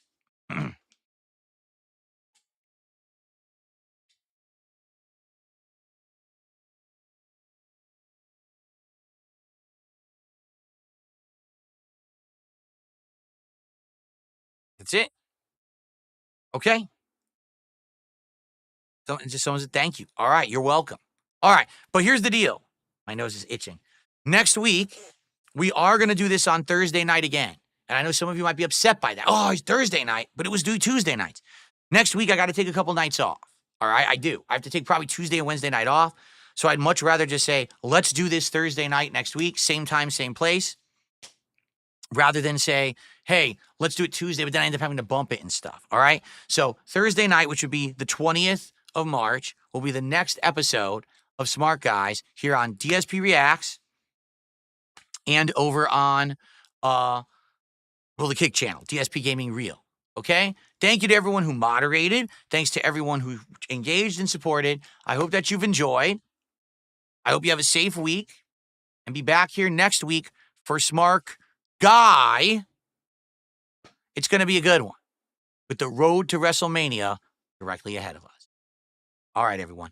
Have a good night. Thank you all so very much, and peace out.